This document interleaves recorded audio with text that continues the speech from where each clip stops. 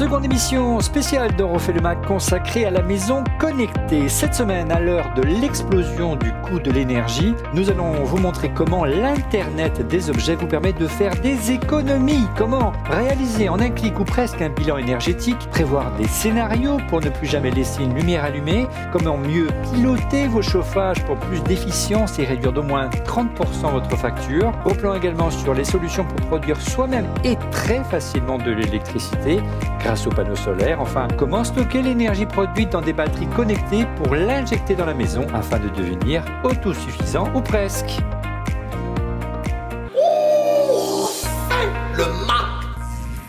Bonjour à toutes et à tous, vous regardez On refait le Mac, alias ORLM. Très heureux de vous retrouver pour notre débat tech hebdomadaire. Seconde émission cette semaine consacrée à nouveau à la maison connectée avec un angle, comme on vous le disait dans le sommaire, autour de l'économie d'énergie. On va vous expliquer comment on économise son budget, on économise de l'argent grâce aux objets connectés.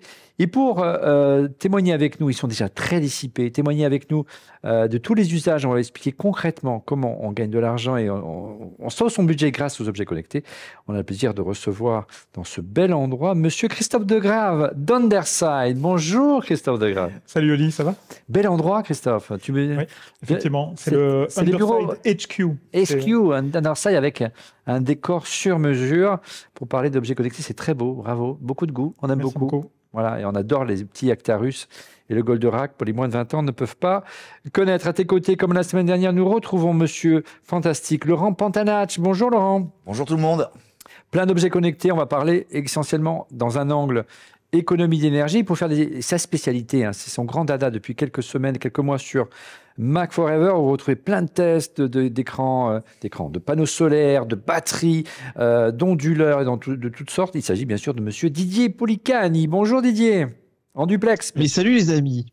Ça va Didier? Oui, et c'est passionnant, c'est tout ça, parce qu'en fait tout se rejoint maintenant. Tu sais, avant, vous avez chacun des trucs dans son coin, du solaire, de la voiture électrique, de l'objet connecté. Maintenant, on voit que c'est du 360, tout ce petit monde se parle. Et je pense que c'est pour ça qu'on est là.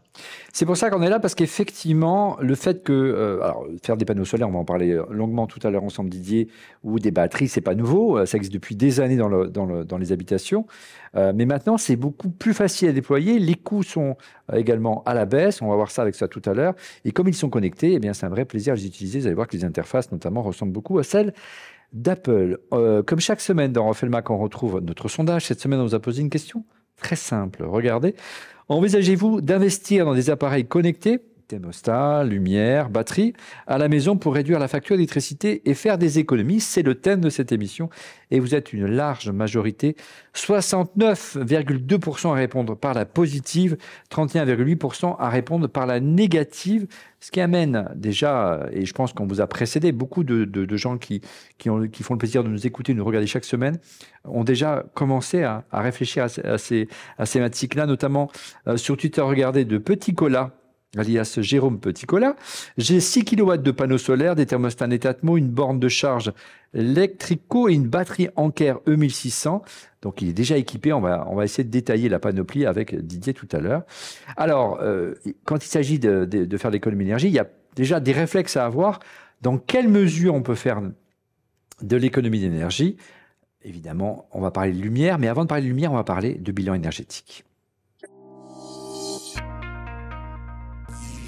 C'est pas Versailles ici, vous connaissez tous le slogan, même en Belgique, mon cher Christophe. Pour réaliser des économies, Didier, il faut quand même prendre conscience du foyer, en sans jeu de mots, de perte d'énergie, de gabegie énergétique. Et toi, tu as des solutions très complètes pour faire son bilan énergétique à la maison grâce à des objets connectés, Didier. Oui, alors en fait, je me suis rendu compte, même tu fais un petit sondage autour de toi, tu sais, il y a des gens qui éteignent leur chargeur de téléphone le soir ou la box Internet. Et en fait, c'est des gestes qui te paraissent, qui te disent on fait un petit geste pour l'environnement, pour ta consommation. Mais en fait, un chargeur de smartphone, en fait, les gens n'ont aucune idée de combien ça consomme par rapport à un four. Est-ce que c'est un facteur 10? Est-ce que c'est un facteur 100? et est-ce que c'est un facteur 1000? Et en fait, on est plutôt de cet ordre-là, c'est-à-dire que si tu laisses ton four 10 minutes de plus pour finir de cuire tes lasagnes, en fait, ça correspond quasiment à la consommation de ton iPhone à l'année. D'accord. Et en fait, cette échelle de puissance et donc d'énergie que tu consommes in fine, eh bien, elle est assez difficile à comprendre pour la plupart des gens. Et aujourd'hui, comme c'est extrêmement abstrait, on dit oui, ton kilowattheure, il coûte tant, puis à la fin du mois, bah, tu as juste à payer, tu as tant de kilowattheures, tu essayes un petit peu de savoir, alors est-ce que j'ai mis un peu trop de chauffage, là j'ai acheté une voiture électrique, c'est peut-être ça qui me fait augmenter ma facture, mais en vrai, tu n'as aucune idée de tout ça. C'est-à-dire que jamais EDF te dit, tiens, tu as consommé tant avec ton chauffage, tant avec ta voiture électrique. Et on alors, pourrait, en fait, pardon, Didier, via Linky, on pourrait avoir ces informations-là et ça ne va pas assez loin, c'est assez frustrant. Hein. Alors en fait, oui et non, c'est-à-dire que ton Linky, même ton Linky ultra moderne, il sait pas si tu as branché ta voiture électrique ou si c'est ton chauffe-eau qui se met en route. Donc ça, c'est très compliqué. Pour savoir ça, puisque à la fin, ils font que consommer de l'électricité, pour savoir ça, il faut en fait des appareils qui ont un petit peu d'intelligence artificielle et qui se disent, tiens, si c'est par exemple un petit pic régulièrement pendant la nuit, bah, ça doit être le chauffe-eau, parce que le chauffe-eau, tu vois, il se met à température, après il s'arrête et il repart. Si quand tu rentres du boulot, là, il y a un gros pic à 3000 watts qui dure jusqu'au petit matin, jusqu'à ce que tu repartes, c'est sûrement ta voiture électrique. Si c'est aux heures des repas, tu vas avoir 5000 watts, ça va être ton four et tes plaques, par exemple. Donc ça, on est capable de le faire avec de l'intelligence artificielle maintenant. Et ça change tout, puisque donc tu as des petits produits. Alors, je vais t'en présenter deux. Le premier, alors je l'ai pas là parce qu'il est à côté de ma box et il est branché en Ethernet, mais c'est l'EcoJoco, donc c'est un produit français. Ça fait plusieurs années qu'il travaille là-dessus. C'est un produit qui est ultra complet. Il est aussi assez cher puisque on est entre 200 et 300 euros. C'est un petit peu, ça dépend un petit peu des versions que tu as. Mais en fait, ce prix-là, il peut être très très vite amorti parce que l'EcoJoco, il est capable effectivement d'identifier assez précisément tes sources de consommation, enfin en tout cas ce qui consomme beaucoup d'énergie, ce qui va faire vraiment gonfler ta facture. Et il va te faire des bilans réguliers en te disant, bah voilà, là, la clim, tu l'as mis peut-être un petit peu trop longtemps parce qu'il a un capteur de température, donc il est capable de savoir si c'est par exemple ta clim qui a consommé ou ton chauffage électrique par exemple. Et il est capable, lui, de te faire une vraie synthèse jour par jour, mois par mois sur ce que tu as consommé. Et c'est relativement fiable en fait. Alors, il fonctionne de deux façons, c'est très intéressant. Soit on est en France, on a un Linky, donc on peut mettre une petite clé sur le Linky qui se relie à l'EcoJoco, qui connaît ta consommation en temps réel et donc qui est capable de savoir exactement ce que tu consommes et de l'analyser après coup. Soit il a aussi une version que tu peux installer là en Belgique ou en Suisse qui se branche directement. C'est un peu une pince en fer métrique, tu sais, ça se met au-dessus de ton disjoncteur. Mais tu l'installes une fois? Bon, j'arrête. Alors tu l'installes et en fait il a des piles à l'intérieur, donc il faut les changer à peu près tous les 6 mois, 1 an, ça dépend. Et en fait il va communiquer avec ton petit récepteur que tu peux mettre au milieu du salon. Et en fait au milieu du salon, donc tu as une petite aiguille, tu sais, avec les kilowatts et tu vois ce que tu consommes en live.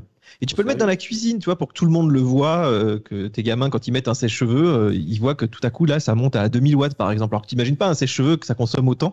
Et ben en fait, je trouve qu'il y a à la fois la prise de conscience après coup. Donc, tu sais exactement combien ont consommé tes appareils. Donc, tu te dis, la voiture, il faudra peut-être que je la charge un petit peu plus au bureau, un peu moins à la maison. La clim, si on la baissait d'1 degré, peut-être qu'on pourrait faire des économies. Et puis, tu as le côté instantané où tu dis, tiens, comment ça se fait que là, j'ai 1000 watts dans la maison alors que j'ai l'impression d'avoir rien allumé. Bah, peut-être que j'ai trop de bornes Wi-Fi qui consomment énormément. Une borne Wi-Fi, si t'en as une, ça consomme pas beaucoup, mais si tu commences à en mettre 10, ça commence à consommer pas mal. La pompe de la piscine, etc., etc. Et après, tu peux envisager des démarches dont on va parler juste après, de mettre des panneaux solaires et pour essayer d'endiguer comme ça cette consommation. Pour compenser ce que tu appelles le talon énergétique, mais on en reviendra tout à l'heure. Donc ça, c'est vraiment remarquable pour vraiment prendre conscience de la gabegie en fait, énergétique qu'on peut faire, des objets qu'on oublie, des chauffages qu'on laisse allumer alors qu'on pourrait les éteindre. Et les objets connectés permettent... Je te montre. Oui. Je te montre juste un deuxième petit produit parce que j'ai oublié d'en parler. Donc c'est le NR-Link. Oui. Tu vois, c'est marqué derrière. C'est aussi français. Alors en fait, c'est français, mais c'est un petit peu un produit anglais rebadgé. Ouais. Mais ça coûte beaucoup moins cher parce qu'avec les aides et tout, tu peux l'avoir à 50 balles. Ah oui. Et lui, il va se brancher sur ton Linky. Et alors bon, là, on voit pas bien. Mais là, il me dit, par exemple, je consomme 5000 watts parce que j'ai branché la voiture. Je ne sais pas si vous voyez, je pense pas. Ouais, donc donc on se rend compte quand on charge la voiture, évidemment, ça fait sauter les compteurs, évidemment. Hein. Voilà. Ça coûte beaucoup moins cher. Ça peut faire un beau cadeau de Noël. Par contre, c'est vrai qu'il y a beaucoup moins d'analyse pour l'instant. C'est un produit qui est beaucoup plus récent. Donc, il n'est pas encore capable de te faire toute l'IA que fait EcoJoco. Mais par contre, c'est beaucoup plus abordable. Pour un premier produit comme ça, le NR-Link, je le conseille parce qu'il est vraiment pas cher et il te sort en fait l'info qui est sur ton Linky, mais qui est souvent dans la rue, dans la cave. Et là, tu peux le mettre au milieu de la cuisine. Très bien. Alors concrètement, en quoi ça t'a aidé? Quel est le point qui t'a surpris, qui t'a fait prendre conscience grâce à EcoJoco ou Enerlink, des choses qui n'avaient pas du tout conscience et qui consommaient énormément d'énergie. Moi, j'ai pris conscience. Par exemple, j'ai un Starlink. Et Starlink, donc pour ceux qui connaissent pas, c'est pour avoir Internet par satellite, ça marche très très bien. Et ben Starlink, l'air de rien, ça consomme entre 70 et 100 watts, ce qui est assez énorme en termes de conso. C'est un MacBook Pro 16 pouces en pleine charge, quoi. Exactement. Ouais. Donc c'est pas monstrueux parce que sur la journée tu vas faire, mais ça peut te faire autour d'un kilowattheure. Donc ton kilowattheure, tu vois, 20 centimes la journée, tu multiplies à l'année, c'est pas négligeable en fait. C'est beaucoup plus qu'une box lambda où ils font beaucoup les opérateurs font beaucoup d'efforts. Ouais, c'est vrai. Et alors, puisque tu parles de box, tu vois, on teste souvent les Orbi et tout, on se dit tiens, c'est quand même des bornes qui sont bien parce qu'elles envoient bien, mais elles envoient bien parce qu'aussi elles consomment. C'est-à-dire qu'une borne Orbi, ça peut faire 30 watts. Donc quand t'en as une, ça va. Mais le problème, c'est quand ils sont nombreux. Quand tu commences à en avoir 5, 5 x 3, 15, 150 watts. Et 150 watts, ça commence à faire un joli talon de consommation uniquement pour le Wi-Fi. Et après, tu vas plus loin. C'est-à-dire, bon là, c'est des petits objets, mais tu vois, en cumulé, ça peut faire pas mal. Mais par exemple, l'été, j'en sais rien, tu as une piscine. Et puis tu sais, là, tu dis, la pompe de la piscine, je la laisse tourner toute la journée. Sauf qu'en fait, la pompe de la piscine, tu pourrais la laisser tourner que 5-6 heures, ça suffirait. En fait, une pompe de piscine, ça consomme entre 500 et 1000 watts. C'est-à-dire qu'on est à 10 fois le Starlink, par exemple. Donc, c'est quand même assez énorme. Et tu dis, en plus, la pompe de la piscine, si je la mets en journée, potentiellement, il fait beau, je pourrais peut-être mettre des panneaux solaires, ça pourrait peut-être compenser sa consommation. Enfin, tu vois, tu commences à avoir des réflexions comme ça, en disant, tiens, ça, je peux peut-être un petit peu réduire la durée. La petite clim que je mettais toute la journée, je pourrais peut-être la mettre finalement que moitié moins de temps, etc., etc. Et en fait, il y a tout un tas d'objets, finalement, qui consomment en permanence chez toi, et où tu n'es pas forcément au courant. J'avais un dernier exemple, c'était mon ampli. J'avais un ampli assez vieux et il était branché sur la télé. Et en fait, il n'était pas très connecté, donc tu l'allumais à la main en gros et je l'éteignais jamais vraiment. J'ai l'impression qu'il se mettait plus ou moins en veille. En fait, il consommait 500 watts en permanence dans la maison.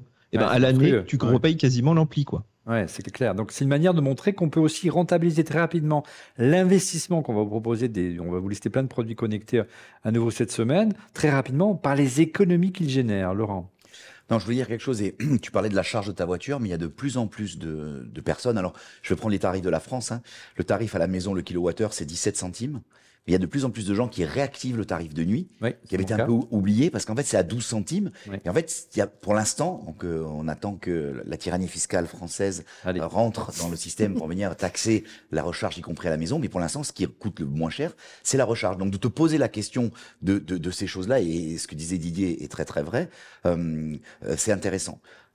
Typiquement, là tu me montres les prises connectées, mais ça peut être aussi une manière de te dire j'ai pas envie. Elles permettent de monitorer la consommation. Elles permettent de monitorer la consommation, mais ça permet surtout de te dire mince, j'ai oublié de couper la prise. Et tu dis à ton téléphone, à ton Siri, à ton Alexa, coupe telle prise parce que ça consomme. Et donc en fait, le résultat des courses, c'est que tu coupes éventuellement même à distance, un objet que tu aurais laissé brancher. Et puis, on voit la consommation en temps réel. Il n'y a pas que Eve qui fait ça. Ça en fait, ça vaut une trentaine d'euros. C'est ça. Il faut revoir l'émission de la semaine dernière où on explique en fait que dans chaque gamme de produits, il y a chacun va faire sa prise, chacun va faire sa caméra, chacun va faire. Donc il y a plusieurs produits. Moi, j'ai pris conscience en branchant par exemple ma machine à café, tout simplement en espresso sur ce type de prise-là. Alors c'est pas un modèle de Eve, c'est un modèle de EcoFlow, ça s'appelle comment les plugs de chez les power plugs, c'est ça, Smart Plug, je crois. Les Smart Plugs, on en parlera tout à l'heure d'EcoFlow dans la partie production d'énergie à la maison. Et j'ai pris conscience que l'un des objets qui consomme le plus chez moi, c'est la cafetière Nespresso. Ça prend la bouilloire. Surtout si t'en as une vieille. On fait pas des cafés toute la journée, mais ça va vite. La bouilloire à eau, ça peut aller jusqu'à 2500 watts, quoi. Et ça vaut mais après, la bouilloire, ça dure 1 minute. Les machines à café, si elles sont un peu anciennes, elles peuvent, si tu les laisses allumer toute la journée, elles peuvent te consommer 2000 watts en permanence. Donc sachez que la plupart des petites prises, on va en parler, on en a parlé la semaine dernière, qui vous permet de rendre connectés, par exemple, des lampes ou des produits qui ne le sont pas pour les allumer ou les éteindre, programmer une alimentation, une extinction à distance. Vous permettre de monitorer également la consommation électrique. Voilà pour le bilan énergétique. On peut commencer par lister notre inventaire à l'après-vert concernant les objets connectés. Première famille d'objets connectés qui On l'a vu, on en discutait longuement avec les responsables de Laura Merlin récemment sur le fait que les premiers objets qu'on achète pour la maison, c'est évidemment des lumières connectées. Le réflexe, c'est d'acheter des lumières connectées parce qu'on veut faire de la déco, comme tu l'as si magnifiquement fait ici chez Underside, mon cher Christophe. Mais très rapidement, on s'aperçoit que c'est une source d'économie d'énergie parce que c'est vraiment les dernières tendances de lumière. C'est certain. Le fait d'avoir en réalité, le fait d'avoir des ampoules connectées, ça ajoute une certaine charge d'un point de vue électrique, malgré tout, parce qu'effectivement, il faut cette partie intelligente qui fonctionne au niveau de l'ampoule. Mais c'est sans tenir compte, donc on pourrait se dire, où est l'économie finalement? Mais c'est sans tenir compte du fait que si on passe dans une pièce et qu'on oublie l'ampoule, comme on le disait, il faut être vraiment très conscient de ce qu'on fait, de ce qu'on consomme. On passe dans une pièce, on allume et puis on laisse jusqu'au lendemain. Forcément, en fait, c'est quelque chose en fait qui va prendre de l'énergie, qui va consommer de l'énergie. Si à côté de ça, ces ampoules sont contrôlées d'une façon ou d'une autre par des scénarios, bien dans ce cas-là, effectivement, on va avoir cette économie qui va se faire parce qu'elles vont être éteintes au bon moment de la journée, selon les usages de la maison. Alors, on va détailler avec toi ou avec Laurent ou avec Didier comment bien installer. Tu vas donner quelques conseils. On va essayer d'aller un peu plus loin que l'émission qu'on a fait il y a 2 ans sur ce sujet-là. Mais Laurent, les ampoules connectées sont vraiment les ampoules de dernière génération. Il y a beaucoup encore d'ampoules dans ces générations, pas forcément les ampoules à incandescence. Il y a encore beaucoup d'halogènes. Il reste quelques ampoules ancienne génération, c'est-à-dire le filament. Ouais, c'est assez rare. C'est rare parce qu'en fait, à un moment donné, elles ont grillé. Par contre, elles sont plus en vente aujourd'hui. Elles sont heureusement, parce qu'en fait, j'ai une très très bonne vidéo d'un vulgarisateur sur Internet qui t'explique en fait cette ampoule quand tu la mettais en marche avec le filament, 80% de l'énergie était utilisée dans le rayon infrarouge qu'il ne voit pas. Donc en fait, il chauffait la pièce plus que clairer. Le fait de passer de ces ampoules à incandescence, et puis les ampoules halogènes qui ont été un progrès et une ampoule à LED, qu'on mettait une ampoule de 100 watts aujourd'hui hier à incandescence, aujourd'hui elle consomme 4, 5, 10 fois moins. Exactement. Oui, tout à fait. Donc déjà, plus que ça même. Déjà, le fait, si vous êtes resté à l'halogène, vous passez une ampoule à LED connectée, vous allez faire une énorme économie. Effectivement, juste le fait de passer au LED suffit déjà pour faire des économies. Sans connecter. Moi, le connecté, par exemple, je vais te donner, tu veux, j'en parle maintenant, mais c'est le couloir. Moi, j'avais un souci, j'ai 2 enfants en bas âge et ils aimaient que le couloir soit allumé pour s'endormir. Ils aiment toujours, d'ailleurs, que le couloir soit allumé pour s'endormir le soir. Et en fait, la grosse problématique, c'est que on allumait le couloir, mais si nous, on s'endormait avant eux, en fait, il n'y avait personne pour aller éteindre le couloir. Donc avant, on se relevait pour aller éteindre le couloir. Donc en fait, j'ai fait 2 choses dans ce couloir. J'ai fait 3 choses dans ce couloir. La première chose, c'est que j'ai un mode nuit. Donc, c'est un mode veilleuse. Donc, en fait, quand j'active ce mode nuit dans mes scénarios, l'éclairage du couloir est plus faible. Ensuite, à minuit, il y a une programmation qui fait que le couloir s'éteint sans que j'ai besoin de me lever, sans que j'ai besoin d'y aller. Et la 3e chose que j'ai fait, c'est que j'ai installé un capteur de détection de passage. Et on est dans le couloir. Donc, et en fait, aujourd'hui, ce que je fais, c'est que je n'allume le couloir que quand je passe, mais 2 minutes après de passer dans le couloir, j'éteins le couloir. Donc même dans la journée, j'ai plus cette consommation où avant je passais dans le couloir, j'allumais, j'oubliais, je sortais du couloir, le couloir il s'allumait, et ma femme hurlait, c'est pas vers ça ici.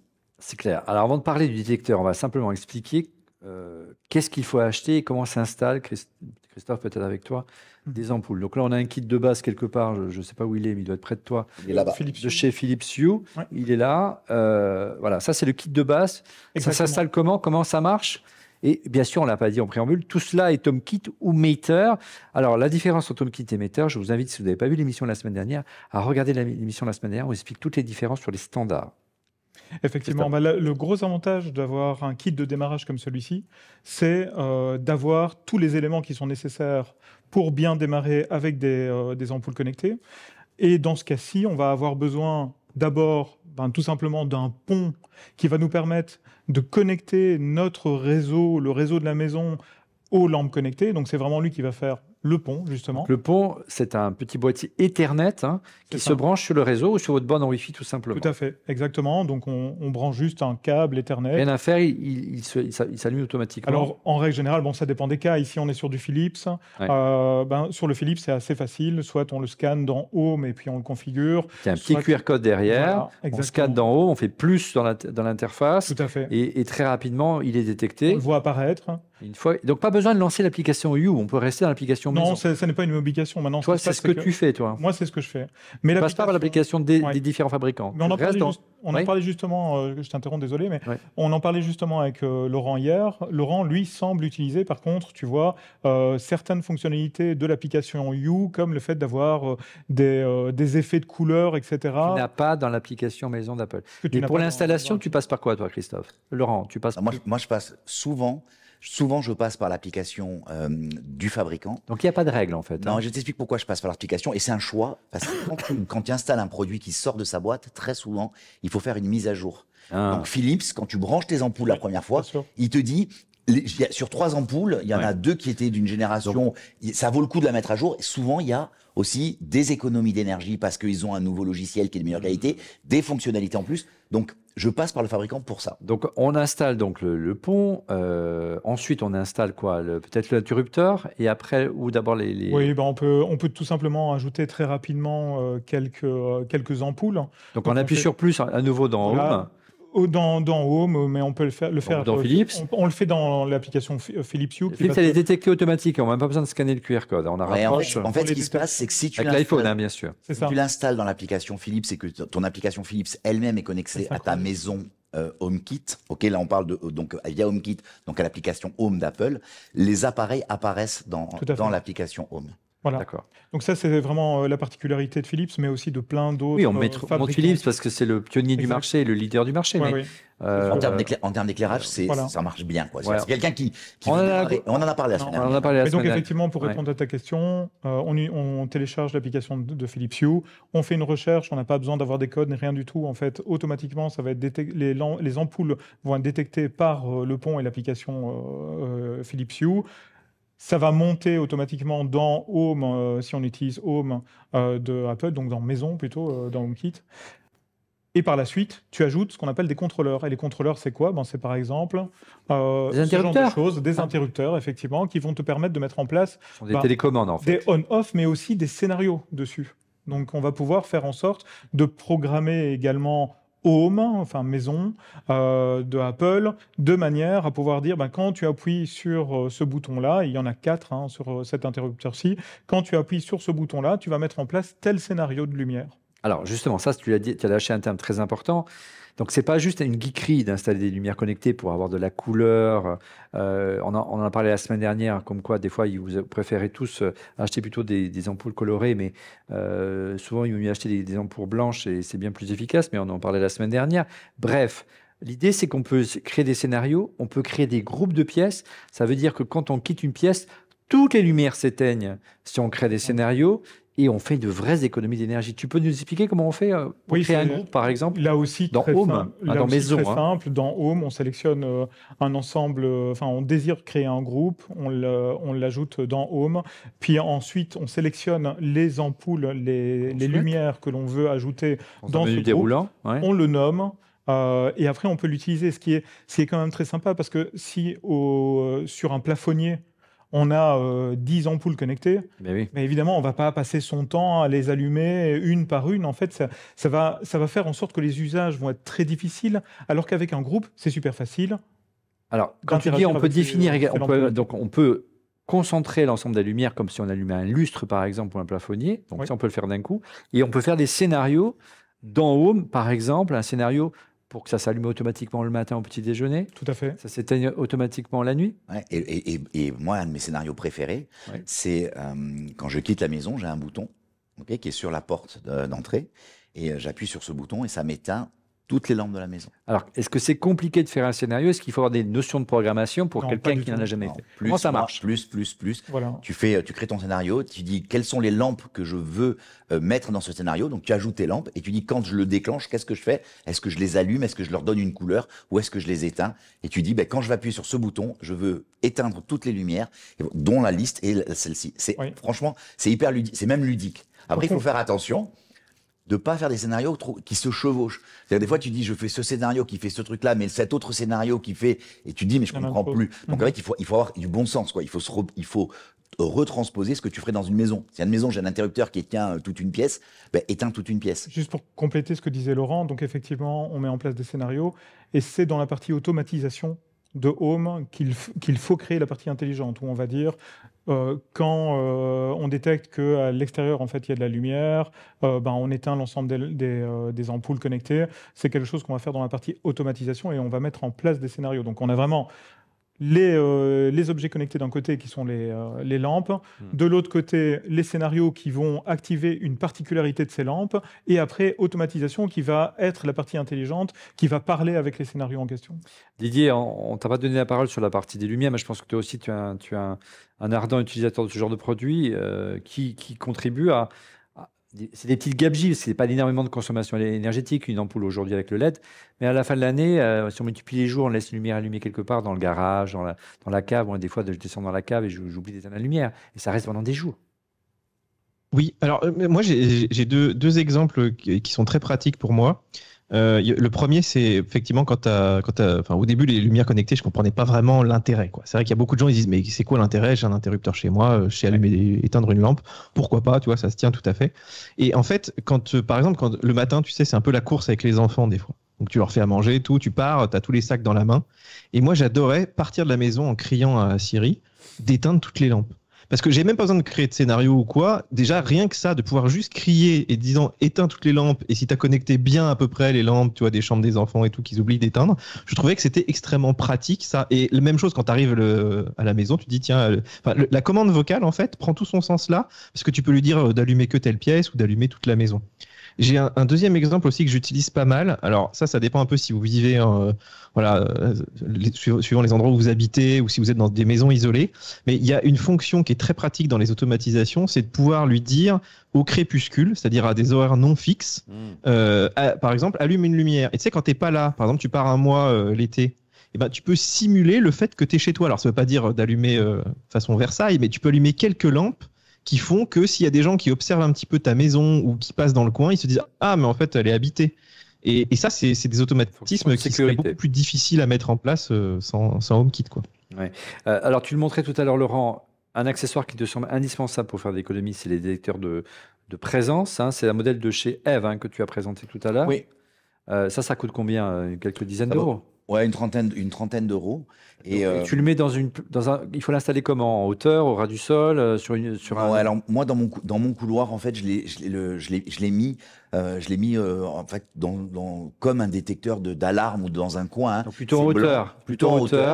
Plutôt en hauteur, ça fait deux choses. Celui-ci. Pas besoin d'énergie électrique, ça marche sur batterie. En fait, ça marche sur pile. Donc c'est soit tu mets des piles rechargeables, soit tu mets des piles. Et ça, c'est vraiment indispensable. On va faire des économies. Ouais, on n'oublie jamais d'éteindre une lumière. Il a un autre avantage, celui-là. C'est pour ça que je l'aime bien, c'est qu'il y a un capteur de température dedans.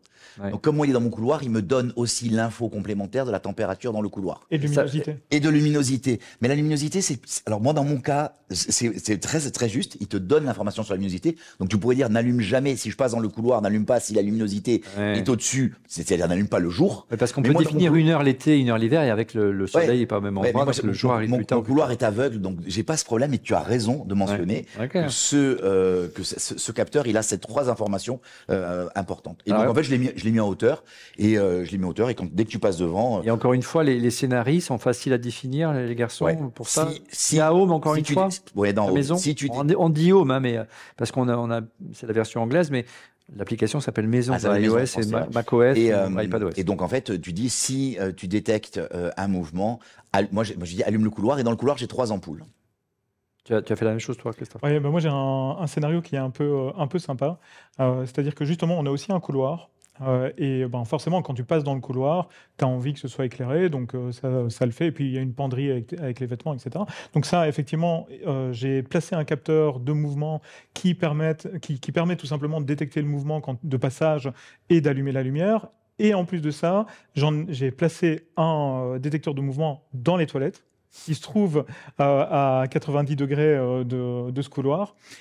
Ce qui me permet d'activer les lumières à l'intérieur des toilettes, mais aussi d'activer une ampoule en bleu. Chez moi, c'est comme ça, en fait. En rouge. On aurait pu le mettre en rouge sans aucun problème, mais en bleu dans le couloir en question. Comme ça, quand on passe dans le couloir, on sait pertinemment que quelqu'un est déjà au petit coin. C'est occupé. D'accord. C'est occupé. Je vois très bien. Voilà qui est parlant. Et là, encore une fois, qui est très concret en matière d'économie d'énergie électrique, les ampoules, on en a parlé.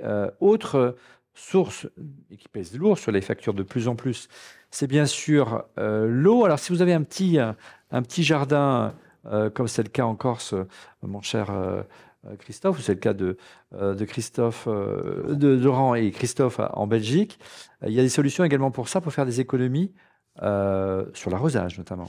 Ouais, alors moi j'utilise, alors il en existe plusieurs, hein. Moi c'est celui que j'utilise. Donc j'utilisais l'ancienne version que je vais remplacer par celui-ci. Donc moi j'ai un petit jardinet, ok, qui arrose quelques bacs à fleurs et 750 mètres carrés. Quelques arbres, ok. Et en fait j'ai un système Gardena, ok, donc classique, hein, pour arroser, classique, avec qui le petit était tuyau, qui était la branché. goutte. Je m'étais posé la question de me dire, est-ce que j'automatise le système Gardena? Donc je suis allé regarder chez Gardena ce qu'il y avait. Et en fait, chez Gardena, c'est pas terrible. Soit tu prends le système l'ancien système mécanique où tu dis j'active, je désactive En plus, c'est horaires. hyper compliqué à configurer. C'est horrible. Maintenant, ils l'ont un peu modernisé. Ça existe avec une appli en Bluetooth. Mais ça veut dire que tu dois être à la maison quand tu veux modifier. Et en fait, ce qui me plaît dans ce système, donc en fait, il est assez simple, hein. Tu as. Tu branches sur quoi ce truc alors? Donc tu le mets entre le tuyau d'alimentation. Donc à la sortie de mon robinet que j'ouvrais pour arroser, tu branches cette partie-là et de l'autre côté tu branches mets ton tuyau. Donc, en fait, tu le mets vraiment au milieu du système. Et tu laisses ouvert ton robinet tout le temps du coup. Je laisse ouvert mon robinet tout le temps. Et c'est lui qui actionne et qui désactionne. Exactement. C'est lui qui déclenche. Je pense que tu as convaincu, monsieur. C'est lui c'est top, en fait. C'est vrai que tu m'en avais déjà parlé, et puis je l'avais vu. Mais je suis étonné du volume qu'il prend. Il est quand même grand. Oui, parce qu'en fait, il y a les batteries, il y a les piles dedans. Donc, en fait, d'accord. Et tu as un petit moteur. Donc, en fait, tu as tout le kit. Tu as le kit de batterie. Montre à la caméra. Tu as un kit de batterie à l'intérieur. Donc, le système électrique qui ouvre et qui ferme est assez simple. C'est un petit moteur qui pivote, donc l'équivalent de la rotation de ton robinet. Donc, ça se joue ici. Donc, tu as ton tuyau et tu as le petit moteur. C'est des électroaimants, j'imagine, qui permettent. De l'autre côté, non, c'est vraiment un moteur. Un moteur. Ah, d'accord. Et ça truc. Et de l'autre côté, tu as la partie batterie et électronique. Le nouveau modèle est un peu plus gros et un peu plus beau, ok, que l'ancien. Et c'est assez sympa. Donc, je donne juste l'avantage. Il y a deux avantages. Le premier avantage, c'est que avant, tu programmais, tu peux plus changer la programmation. Et maintenant, ce que je fais aussi, c'est que je me dis, tiens, il va pleuvoir et je vais pas arroser parce qu'il va pleuvoir. Ce que je voudrais maintenant faire, c'est automatiser. Je sais pas si je vais le faire dans l'appli ou si je vais le faire avec Homebridge, de dire si je détecte que la pluie est prévue, par exemple, dans les 24 ou dans les 36 prochaines heures, je le déconnecte. C'est la question que je suis en train de me poser. Voilà, ça, c'est pas encore automatisé. On aimerait bien, par exemple, qu'Apple implémente ce genre de choses. Par exemple, la maison que détecte qu'en fonction de la météo, on ne déclenche pas, évidemment, l'arrosage. Ce qui est remarquable avec ce système. Oui, juste l'intérêt quand même, c'est que tu regardes aussi. Je m'étais jamais posé la question. Avant, j'arrivais, je disais tiens, il faut que j'arrose. J'arrivais, j'ouvrais le robinet, je faisais à manger et tout ça. Et finalement, à un moment, je dis oh purée, je laissé ouvert et je vais couper. Donc en fait, la quantité d'eau qui coule, elle est énorme. Surtout, je ne savais pas combien je mettais en trop. Ce qui est assez smart avec ça, c'est que tu as quand même la quantité d'eau qui est utilisée en temps réel. Ouais, en temps réel. Et on peut même calculer son budget en fonction du coût de la consommation. Et là, vous prenez vraiment conscience de des gabegies qu'on peut faire en matière d'eau tout à fait. Lorsqu'on arrose. Et ce qu'on peut faire, bien sûr, c'est programmer des arrosages en fonction des saisons, en fonction des intempéries. Et puis, si par malheur, il y a plus au printemps, moins à l'automne. Voilà. Et si par malheur, il y a un phénomène quand il fait très chaud, ça s'appelle une canicule. Voilà, j'y suis arrivé. Vous pouvez, à distance, avec votre téléphone, si vous n'êtes pas à la maison, déclencher l'arrosage et ne plus voir mourir des plantes. Dernier cas d'usage qui est assez intéressant. On est dans des régions, hein, le réchauffement climatique, on est dans des régions où il y a des problèmes de nappes phréatiques. Et donc, il y a certaines régions qui te disent vous n'avez plus le droit d'arroser vos plantes de telle heure à telle heure. Mais là, c'est réglé. Si tu as programmé à l'avance, par exemple, parce que c'est ta maison secondaire, l'arrosage, tes voisins peuvent te balancer en disant ouais, mais il ne respecte pas, nous on fait attention, et lui il ne respecte pas, parce que tu vois l'eau qui coule, par exemple. Là, l'avantage, c'est que tu peux forcer à distance, via ton application Home, le fait de couper ce service. Donc, ce qui est quand même pas mal, tu vois, dans un respect de... Voilà. Un truc quand même, je me posais un peu la question, justement, de voir, tu vois, s'il y avait une résistance quelconque, etc. Parce que dans une contrée comme la Belgique, quand il gèle bien. Et du coup, effectivement, j'ai déjà vu des boîtiers comme ceux-là. C'est un boîtier allemand, ça a été fait en Allemagne. Voilà, mais des boîtiers non connectés, en fait, complètement éclatés sous la pression de l'eau qui gonflait par le gel. Et visiblement, ça n'est pas pris en compte. Donc, j'imagine qu'il faut le retirer du robinet. Oui, je pense que l'hiver, il faut le retirer, tu as raison, dans les contrées comme les tiennes. Je vis dans des contrées... Tu as raison. Non, mais l'hiver, tu laisses pas... Moins froide. Tu as bien compris que le concept, c'est que tu laisses le robinet tout le temps ouvert. Donc là, il faut évidemment, et on le conseille, c'est ce que disent tous les jardiniers, lorsque vous avez des systèmes d'arrosage automatique, il faut les débrancher l'hiver et couper le robinet, sinon les canalisations, elles Exactement. gèlent. Donc Donc, effectivement, c'est une remarque importante. Une petite remarque, mon cher Didier, pour conclure sur ce sujet peut-être. Oui, alors moi, le seul objet connecté qui me fait un peu faire des économies dans le jardin, j'ai une sonde de piscine. Ouais. Bon, c'est un petit peu différent, mais il va contrôler ton eau en permanence pour te dire est-ce qu'il faut mettre du produit ou pas. Et l'air de rien, ça t'aide à pas changer l'eau de ta piscine trop Finement, souvent parce hein. qu'elle a tourné. Mm. Et c'est une vraie. Enfin, je pensais pas que ce serait utile comme ça. Je les ai pris juste pour tester. Et en fait, tu mets juste ce qu'il faut comme produit. Donc, tu économises du produit, tu économises du pisciniste si tu en as besoin, et tu économises de l'eau parce que là, tu vois, de l'été, j'ai pas changé de l'eau de la piscine une seule fois, alors que des fois, ça arrive qu'elle tourne vraiment ouvert et que tu plus que ça comme solution, quoi. Alors voilà, Sujet que je maîtrise bien. oui, voilà quelques exemples concrets et de sources d'économie pour votre budget, que ce soit pour l'électricité et l'eau. On va passer à ce qui alourdit considérablement la facture et vos budgets depuis quelques mois maintenant. C'est bien sûr le chauffage et on va faire le point. On vous dit tout sur comment faire des économies en matière de chauffage. Piloter vos chauffages, on l'a dit en préambule, le chauffage, c'est vraiment ce qui pèse le plus lourd dans les budgets aujourd'hui, notamment les chauffages électriques ou les chauffages au gaz, le budget des ménages. Et pour réduire drastiquement, bien sûr, votre consommation en chauffage, il existe depuis très longtemps des thermostats et depuis quelques années maintenant, des thermostats connectés. Les garçons, pourquoi il faut conseiller plutôt l'usage d'un thermostat connecté par rapport à un thermostat traditionnel qu'on aurait à la maison? Ça tient en un mot, le contexte. C'est-à-dire que ce sont des objets qui sont intelligents, comme un peu tout ce qu'on place dans la maison, finalement, dans une maison connectée, et qui vont pouvoir prendre en compte les usages qui sont faits dans la maison. Donc, si jamais il n'y a personne dans une maison pendant toute une partie de la journée, ça ne sert à rien de la chauffer à 21 degrés, quoi. Ouais. On va pouvoir diminuer à 16, 17 degrés en fonction des maisons. Et ça, mine de rien, c'est des heures et des heures et des heures de chauffage que tu économises. En moins. Et c'est plutôt pas mal. Combien de fois on part en week-end en oubliant de chauffer d'éteindre le chauffage, par exemple? Mm. Voilà, là, concrètement, avec l'iPhone ou n'importe quel appareil, on peut l'éteindre à distance. Et puis, En fait, il s'éteint. S'il est intelligent, en plus, il s'éteint à distance. C'est ce qu'on en parlait. avec hier. la géolocalisation, notamment. Non, mais tout simplement le fait que tu sois pas dans la maison, il n'y a pas de capteur de présence. Ou la Donc en fait, géolocalisation. Ouais. non, parce qu'il n'y a pas de présence dans la maison. Ouais. C'est-à-dire qu'il ne te voit pas passer devant le capteur. Et puis au-delà, on sait qu'en France, tous les ménages sont loin d'avoir à générer des thermostats et pour des raisons budgétaires ou pas parce que ça s'est pas fait. Et qu'on continue à régler de manière individuelle chaque chauffage ou la chaudière en descendant sans système de thermostat. Maintenant, les thermostats connectés vont devenir à terme obligatoires. Ça paraît logique parce qu'un des problèmes tout simples du réglage de la chaudière, en fait, souvent, tu ne réglais pas la température, tu réglais une puissance de chauffe. Et la puissance de chauffe, elle est étroitement liée à la température extérieure. Donc, par exemple, imagine qu'il y a une vague de froid qui arrive sur une région. La température se met à chuter tu peux perdre 4, 5, 10 degrés en quelques jours. On a eu en France des vagues où tu as perdu plus de 15 degrés tu vois, au changement de saison. Hein. Et le problème, c'est que ton système, il n'est pas fait pour absorber ça. Donc, toi, qu'est-ce que tu fais? Il est rigide, le système de il est rigide. Donc, en fait, ce que tu fais, c'est que tu dis, il fait froid. Ouais. Tu montes la puissance de la chaudière. Ouais. Et alors, attention, je te parle des chaudières où c'est pas réglage par température. Hein, ouais. Mais tu montes la puissance de la chaudière, tu te retrouves avec une chaudière d'un coup qui est trop chaud parce que là, ça se réchauffe. Là, le système, il est un peu plus subtil. Il va, se baser sur la température extérieure et donc préparer le fait qu'il va tomber. Il va mesurer la température de la pièce comme le font des thermostats classiques, hein, mais il va surtout s'adapter à la présence. Donc, tu vois, tu as le meilleur de tous les mondes dans ces thermostats un peu intelligents. Alors, sachez que les thermostats connectés vont devenir obligatoires, du moins en France, en 2027. Donc, ce serait un passage obligé pour lutter, parce que c'est une manière concrète de lutter contre le gaspillage énergétique. Avant de se dire, mais comment on peut faire des économies d'énergie, le solaire, bien sûr, il faut isoler les maisons, mais installer un thermostat, par définition, aujourd'hui, lorsqu'on construit une maison, c'est obligatoire d'avoir un thermostat d'ores et déjà aujourd'hui. Je te rappelle la publicité de l'auto qui disait 100% des gagnants ont tenté leur chance. Ouais. Là, chauffer quand c'est pas utile, c'est la meilleure façon de faire une économie. Avant même d'installer quelque chose, de te dire, ce que tu dis est très vrai, ça sert à rien de chauffer si tu chauffes pour des gens qui sont par exemple pas dans la maison. Oui, exactement. Donc aujourd'hui, on estime à peu près à minima à 15% d'économie sur la facture d'énergie qu'on peut faire tout simplement en installant un thermostat connecté, donc c'est bon à savoir. Et puis moi, ce que j'ai fait à titre personnel, mais j'y reviendrai tout à l'heure, j'ai carrément débranché mon thermostat traditionnel, j'en avais un à la maison. Pourquoi est-ce que je n'arrivais pas à le programmer? Il est trop complexe. Il ne permet pas de faire une régulation granulée. J'ai une garde partagée avec mon ancienne compagne pour ma fille. Lorsqu'elle n'est pas à la maison, je ne chauffe pas sa chambre.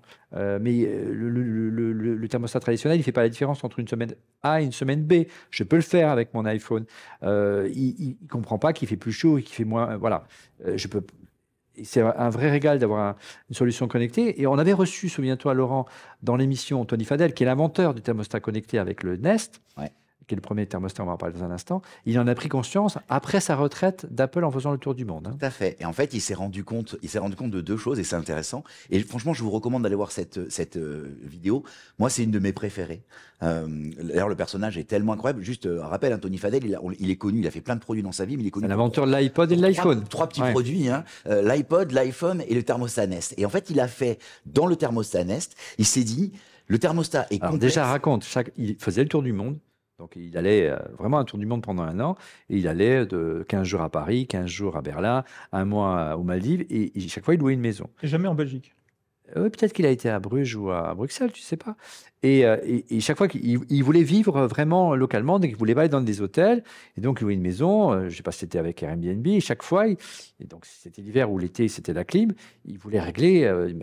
Et chaque fois, il fallait apprendre un manuel comme ça pour savoir utiliser le chauffage à la maison. Il s'est dit, voilà un créneau intéressant.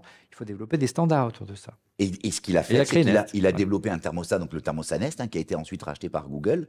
Et il a dit, le thermostat va être tellement performant et tellement beau que les gens n'auront plus honte de le mettre au milieu de leur pièce. Ouais.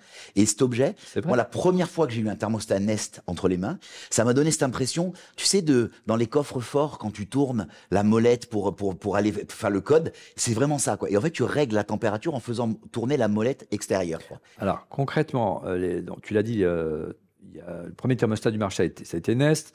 Puis, dans la foulée, il y a eu en France Netatmo, qui était là, hein, qui est très joli, hein, qui est designé par notre ami Stark, notamment, avec qui on a également fait une émission. La question, c'est de savoir avec qui on n'a pas fait d'émission en rythme où ça va pour en refaire le Mac. Bien tout ça sans numéro, donc c'est un peu normal. Est-ce que c'est facile d'installer bon, on n'espère pas.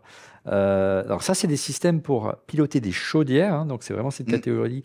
Comment ça marche et est-ce que c'est facile de l'installer? Comment ça marche concrètement?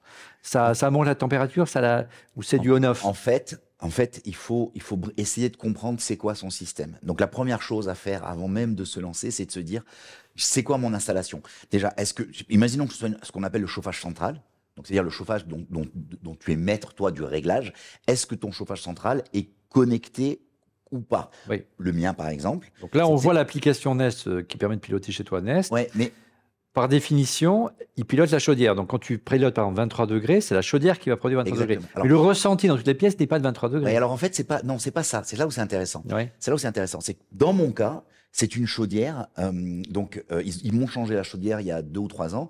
Et en fait, pour pas s'embêter, ils ont dit on va prendre exactement le même modèle que celui qui était avant, parce qu'en fait, on dépose la chaudière, on garde des tuyauteries et on repose la chaudière. Sauf que la chaudière n'était pas connectée. Donc la solution pour la connecter, c'est il y a au-dessous de la chaudière qu'il y a un fil, qui est le fil qu'on appelle d'activation.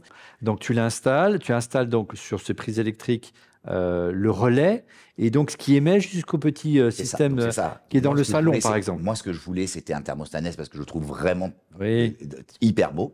Donc, en fait, le thermostat est dans la pièce à vivre. Et donc, ça marche sans fil. En fait, ça marche sans fil en radio. Et donc, en fait, quand le thermostat détecte que, par exemple, quelqu'un passe devant et donc la maison est donc habitée, il y a quelqu'un en ce moment, ou que la température est au-dessous de ce qui a été programmé, il dit à la chaudière, lance le chauffage. Voilà. Et donc la chaudière se met à chauffer, le thermostat mesure une température d'ambiance que je lui ai programmée, et en fonction de cette température, il va activer ou désactiver. La mesure est au niveau du thermostat qui est dans le salon. Au niveau du thermostat. C'est la même chose avec Netatmo, hein, si on est agnostique dans cette émission. Sauf que Netatmo fait quelque chose en plus que les thermostats Nest, c'est que tu as les options d'avoir les têtes de radiateurs, et tu peux en plus dire j'active ou je désactive une pièce. Donc tu peux te baser sur la température. C'est plus fin. C'est-à-dire qu'on peut dire je veux 23 degrés, mais par exemple ma fille n'est pas là cette semaine, donc je l'éteins. Voilà. Donc voilà, il y a quand même un écosystème qui se développe. C'est entre 150 et 200 euros aujourd'hui un thermostat connecté. Tu peux rajouter en fonction du nombre de radiateurs. Plus les thermostatiques. Et là, c'est un vrai gain d'économie.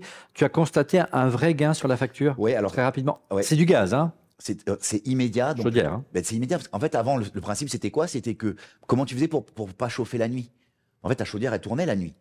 Donc, en fait, tu maintenais la même température que tu avais définie de jour comme de nuit. Sauf qu'en fait, ça sert à rien de. Donc, aujourd'hui, à 10 heures du soir, tous les soirs, en fait, la chaudière ne peut plus chauffer. Et le matin, je programme pour que une demi-heure avant le réveil, en fait, il y a un lancement de la chaudière pour que quand tu te lèves, tu aies ce sentiment de chaleur et de réveil où il fait doux. Très agréable. C'est hyper Quand agréable. on met le pied par terre, que ce soit pas glacé, par exemple. Truc tout simple, c'est que je me suis rendu compte qu'en fait, le week-end, on se levait 1 heure plus tard parce qu'on n'amenait pas les enfants à l'école. Et ben, j'ai très facilement dans l'iPhone, et c'est là où c'est génial. Tu as dit tout à l'heure quelque chose de très vrai. Oui. Ces thermostats, c'est impossible à programmer parce que tu dois aller sur le jour, c'est des numéros. Là, tu prends ton iPhone, tu as ta semaine, tu as un agenda type calendrier et tu montes. Je veux 13 degrés là, 18 degrés là. Exactement. Et donc, tu as constaté vraiment des économies. Oui, parce qu'en fait, je ne chauffe déjà rien que plus la nuit. Le simple fait de plus chauffer la nuit. Tu confirmes les 15% largement, mais largement plus. Le fait de pas chauffer la nuit, le fait de pas chauffer quand il y a personne dans la maison. De plus chauffer pour rien. Et le fait de chauffer, parce que maintenant j'ai installé un bureau à la maison, et en fait je me suis rendu compte que la consommation avait réaugmenté. Mais c'est logique, je suis dans la maison la journée. Et donc lui, il s'adapte. Les jours où je suis en rendez-vous à l'extérieur, il ne chauffe pas dans la journée. Et les jours où je suis à la maison, il chauffe. Et il te dit, le thermostat te dit, il te donne comme des petits cadeaux. Il te dit si ce mois-ci tu as fait par rapport à un calcul global, si tu as fait des économies, il te donne des petites feuilles vertes. C'est le cas du thermostat Nest. Les autres, c'est différent. C'est une partie de la culturation également des utilisateurs qui est assez intéressante. Donc la plupart des thermostats qui ont été créés à l'origine étaient des thermostats pour gérer notamment des chaudières, ou étaient plutôt taillés pour les États-Unis, pas forcément taillés pour la France, qui est un pays où il y a énormément de chauffage électrique, et notamment en raison du parc nucléaire, bien sûr. Et bien sûr, les thermostats type Netatmo ou Nest ne peuvent pas convenir le rang. Il y a heureusement aujourd'hui des thermostats connectés. On a déjà parlé dans cette émission il y a quelques années d'une marque française qui s'appelle Somfy, qui permet de piloter à distance, comme fait Nest ou comme fait Netatmo, ces thermostats électriques. Tout à fait.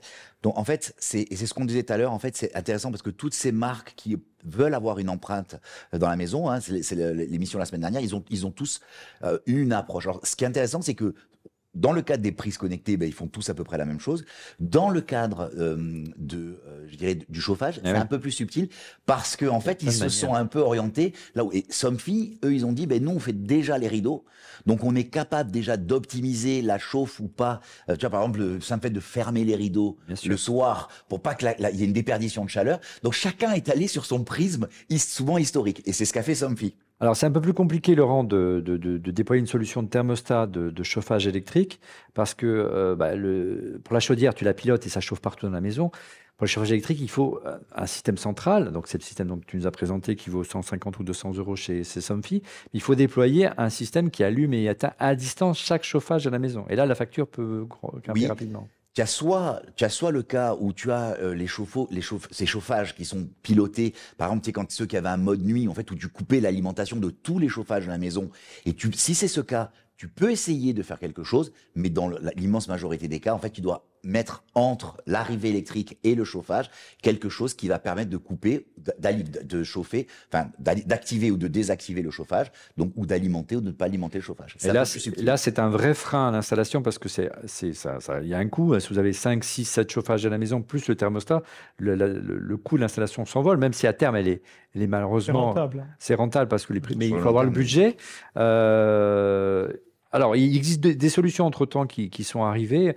On discutait avec les responsables de Leroy Merlin qui devaient nous envoyer des petites solutions qui permettent de connecter pour pas cher et faire l'installation soi-même. On ne peut pas vous les présenter parce qu'ils ne sont pas arrivés, mais on les croit sur parole. Il y a des petits systèmes centraux qui sont vraiment pas chers chez Leroy Merlin, qui ne sont pas forcément HomeKit, mais qui permettent au moins de fonctionner avec l'iPhone. Et je l'ai dit la semaine dernière et je le répète, attention de toujours vérifier quand vous faites une installation, que l'approche globale soit cohérente. Si ce que vous voulez faire, c'est avoir que tout soit dans l'application maison d'Apple, faites attention que vos produits soient HomeKit. Mater. Ou Mater. Mais idéalement HomeKit pour avoir tous les avantages. Ouais. Mais c'est important. Donc, Oui, mais alors, c'est pas la solution la plus sophistiquée, mais c'est l'une des moins chères du marché. Sachez qu'un petit émetteur pour piloter les chauffages, donc les rajouter sur chaque chauffage, d'abord, c'est très accessible. Ils les ont conçus pour que n'importe qui soit capable de les bricoler et les installer à la maison. Et ça coûte entre 15 et 30 euros chaque émetteur. Donc, ça devient beaucoup plus raisonnable. Donc, c'est Leroy Merlin qui fait ça. Et puis, la vraie bonne nouvelle, mon cher Didier, c'est qu'on le disait en préambule tout à l'heure, ensemble, quand on fait le bilan énergétique, on sait que le gouvernement et que les instances politiques et publiques réfléchissent pour proposer des économies d'énergie, donc des plans pour le solaire, des plans pour relancer le nucléaire, des plans pour faciliter ce qu'on appelle l'isolation à la maison. Mais tout simplement, favoriser l'achat du thermostat connecté, c'est quelque chose que souhaite mettre là, concrètement, le gouvernement. Oui, et c'est. Enfin, je pense qu'on avait tous des systèmes un peu bricolés ou qui étaient propriétaires. Et c'est vrai que de se dire, tiens, maintenant on va généraliser ce truc-là qui était réservé un peu à, pas des geeks, mais des gens qui se préoccupaient un petit peu de ça, c'est quand même une très bonne idée. Et en fait, si on passe pas des fois par des lois ou vraiment des grands plans à l'échelle nationale, il y a beaucoup de gens qui sont même pas conscients de la problématique et des solutions qui sont disponibles aussi sur le marché. Donc ça permet aussi d'éveiller les consciences, je pense, de mettre un peu des règles. Et surtout que là, c'est comme le chauffage, je pense, chez chacun d'entre vous, c'est une grosse source de dépenses quand même. Surtout quand on est en France, quoi. On a des températures froides l'hiver. Hein. Donc en clair, s'il y a un plan thermostat connecté qui va être mis en place ou qui est en train d'être mis en place par le gouvernement, donc on découvre aujourd'hui la volonté politique de le faire.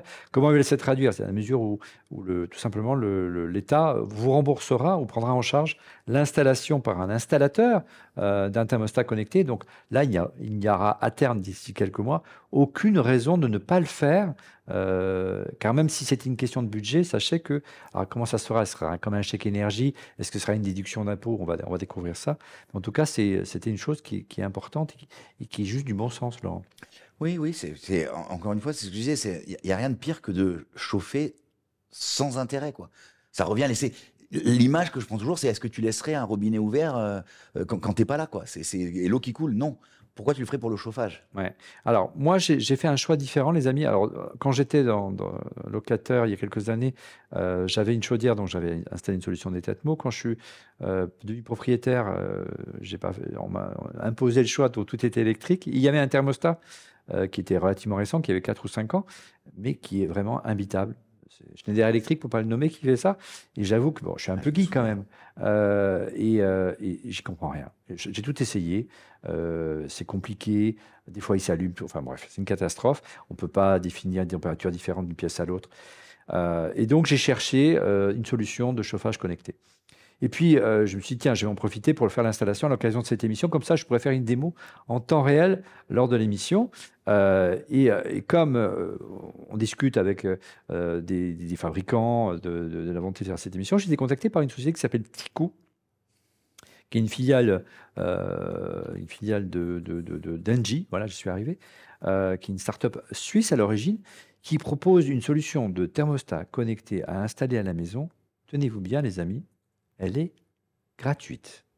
Alors quand j'ai discuté avec le service de com de cette boîte, je dis mais c'est quoi le piège? Parce que venir installer une solution gratuite à la maison, il y a forcément un piège. C'est-à-dire vous exploitez les données, que sais-je, c'est gratuit. Quand c'est gratuit, c'est qu'il y a un loup.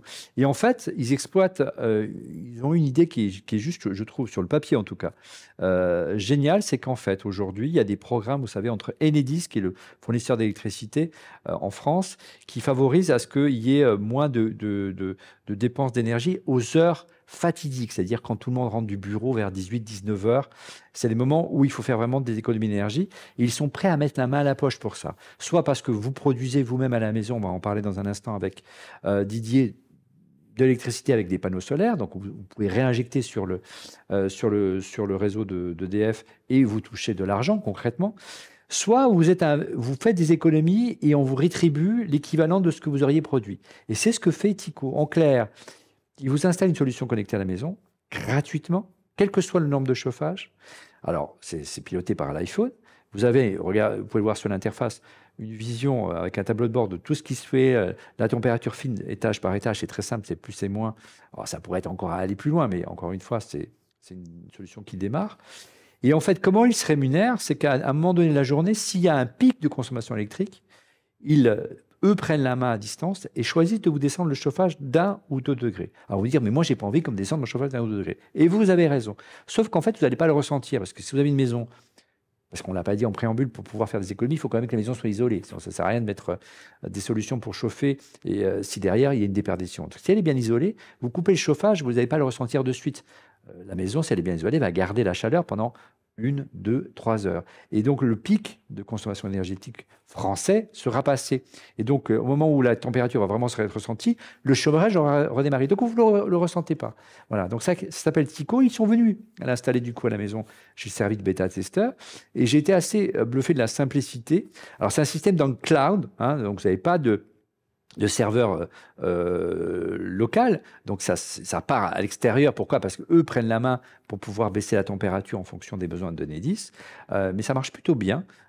Et c'est un système qui pourrait être perfectible parce que c'est pas HomeKit, c'est pas compatible Google Alexa. On pourrait dire Alexa allume le chauffage dans le salon, etc. C'est pas le cas aujourd'hui.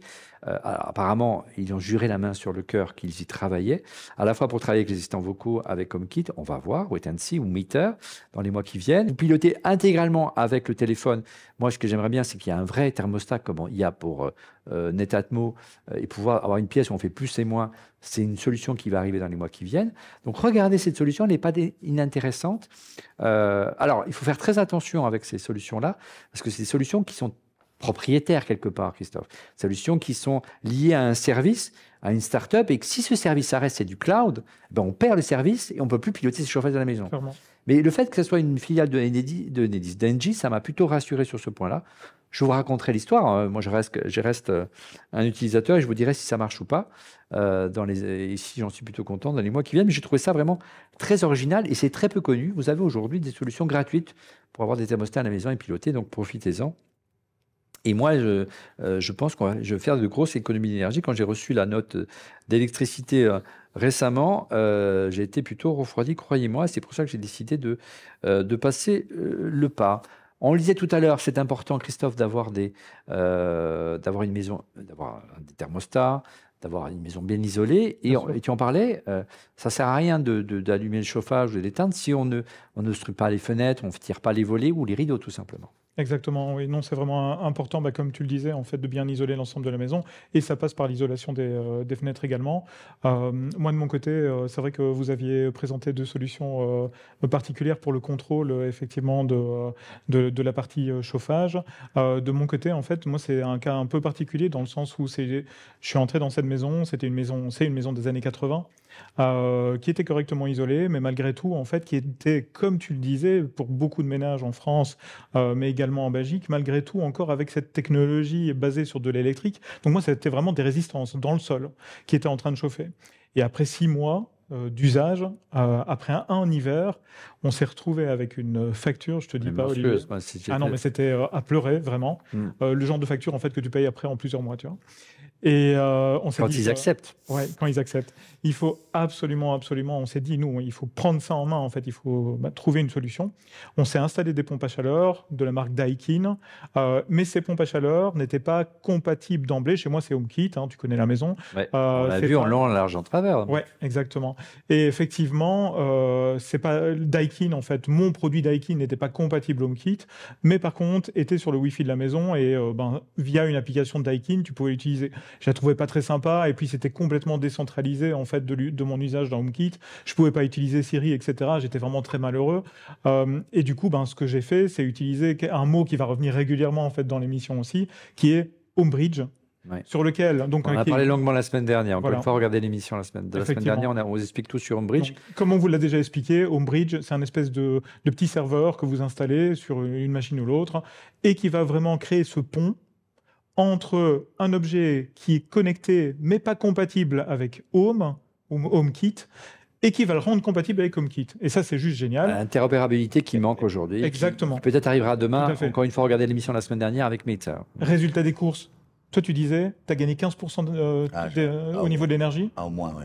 au moins 15%. Olivier, toi, tu n'as pas Je te encore dirai à la fait fin de le calcul. l'année. Hein. Voilà, Voilà. voilà. Douloureuse va arriver dans 6 mois. Je pense que je peux vous battre, les gars, parce que j'ai économisé 50% de ma facture. Globalement, 1 an d'économie, ça m'a payé mes pompes à chaleur. Ouais, donc voilà, pensez-y. Les pompes à chaleur, il y a aussi des programmes d'aide dans ce domaine, mais en plus de les avoir connectés, donc c'est vraiment vertueux de pouvoir les contrôler finement. Toi, tu n'as pas de pompe à chaleur chez toi, Laurent. Tu as des clims. Ouais, j'ai des clims. C'est le même principe. Hein, c'est le même principe. C'est réversible chaud-froid, c'est ça? Réversible chaud-froid. Et en fait, j'ai commencé au début, quand je suis arrivé, elles étaient déjà installées. Donc moi, j'ai du Mitsubishi et j'ai 2 marques. J'ai Mitsubishi et clim parce qu'encore c'est indispensable d'avoir la clim. Ouais, tout à fait. Et je crois que j'ai du Toshiba les deuxièmes. Et en fait, ce qui s'est passé, c'est qu'au tout début, il n'y avait pas de solution. Et je me disais, mais en fait, donc c'est des clims que tu actives avec une télécommande. Avec une télécommande infrarouge. Et des fois, tu l'oublies. Et des fois, tu aimerais que la maison soit fraîche, soit chaude au moment où tu arrives. Alors j'avais 2 problèmes. Le premier, c'est que le passage du mode hiver au mode été est pas forcément logique. C'est-à-dire que l'icône qui est utilisée, d'un côté, tu dis, je veux chauffer, donc tu penses au soleil. Mais en fait, non, le soleil veut dire que c'est l'été, donc tu fais du froid. Et en fait, l'hiver, tu te dis, tiens, je veux chauffer, mais non, mais tu es en mode hiver et en fait, c'est un flocon de neige. Donc tu dis, mais alors c'est quoi? C'est le mode ou c'est ce que fait la clim? Donc c'était un peu compliqué. Et le deuxième problème, c'est que c'était pas connecté. Donc j'ai cherché à l'époque la solution qui est la première solution qui est arrivée sur le marché, qui permettait de connecter. C'est une solution qui s'appelait Sensibo. Et le défaut qu'elle avait, c'est qu'elle n'était pas compatible maison. Avec l'application maison, encore une fois, HomeKit. Donc, je l'ai quand même utilisée parce que c'était la seule qui était disponible. Et puis, à terme, progressivement, des solutions sont sorties. Moi, ma solution, que j'utilise, c'est la solution Tado. Donc, la solution Tado, c'est un boîtier qui se met là où tu mettrais habituellement un thermostat dans les maisons. Il est juste dans la pièce principale et j'ai un bouton pour plus chaud, moins chaud et les modes. Mais surtout, ce qui est génial, c'est que je l'ai dans l'application. Ce qui est intéressant, c'est que Sensibo, quand tu leur poses la question, mais est-ce que vous allez devenir compatible maison? Ils te disent, mais on l'est via Homebridge. Mais c'est toujours la même chose, quoi. Donc, en fait, ils le sont par Homebridge. Donc, ce que j'ai fait, c'est que j'ai gardé mon Sensibo pour les chambres, via Homebridge, et j'ai mis dans la pièce principale, parce que c'est comme le plus facile d'accès, une application, donc le Tado, qui me permet de piloter à distance. Alors, en fait, c'est un petit boîtier que tu installes sur le mur, en face de dans la pièce, en fait, ça marche bien, parce que le truc est assez puissant. En face de la clim dans la pièce. Et qui a un émetteur infrarouge qui remplace la télécommande et qui l'allume et qui l'éteint, et donc la télécommande devient l'iPhone tout simplement. En fait, maintenant je cherche même plus où la télécommande, elle est dans un tiroir et je m'en sers plus. C'est également l'expérience que tu as faite de ton côté, Didier, toi qui es un sudiste maintenant. Oui, alors tu vois, dans le sud, les gens ont beaucoup de clim réversible, forcément, puisque l'été, ça te permet de refroidir la maison, qui sont des pompes à chaleur. Je rappelle aux gens, la pompe à chaleur, ça vient pas d'exister, ça existe depuis longtemps. Et moi, j'ai testé en ce moment, là, il me l'a envoyé, c'est Netatmo qui s'appelle le Smart AC Controller. Donc c'est pareil, c'est le même concept que ce que vient de décrire Laurent. Donc soit, en fait, ça marche qu'avec les clims qui ont des télécommandes. Genre les anciennes clims, tu sais, où qu'on a un petit boîtier de commande mural, filaire, là ça marche pas parce qu'il n'y a aucun moyen facilement connectable. Donc il faut ta télécommande. Et en gros, soit tu es dans la liste des pompes à chaleur, et des clims qu'il connaît, soit pas. Mais si t'es pas dans la liste, c'est pas grave. C'est-à-dire que tu passes une petite demi-heure à rentrer, tu sais, comme les télécommandes de télé universelle, là, tu faisais plus-moins avec le volume et tout. Et en fait, il apprend à faire fonctionner ta télécommande et petit à petit, il arrive en fait à l'intégrer à maison. Ça marche pas parfaitement parce que forcément, il y a des petites subtilités. Et puis, il sait pas si la télécommande a été activée manuellement ou pas. Donc, c'est pas parfait. Mais par contre, ça te permet de l'activer à distance. Par exemple, avant d'arriver chez toi, 1 heure avant, tu peux activer, par exemple, la clim. Et puis, ça te permet de créer des scénarios. Enfin, tout ce qu'on a créé finalement dans l'application maison. Et ça coûte une centaine d'euros. Donc, une clim, je rappelle aux gens, c'est entre, on va dire, 1000 et 2-3 000 watts. Donc ça fait vite des économies. Ce petit boîtier, tu le rentabilises très très vite en fait. Et pas besoin évidemment de changer sa clim pour qu'elle devienne connectée. Du coup, on l'a montré la semaine dernière, qu'il y a plein de solutions pour transformer des objets traditionnels en objets connectés. Et au-delà, dernier point, pour vraiment faire des économies en matière d'énergie, d'électricité. Il y a beaucoup de ballons d'eau chaude aussi en France. Je ne sais pas si c'est le cas également en Belgique, Christophe.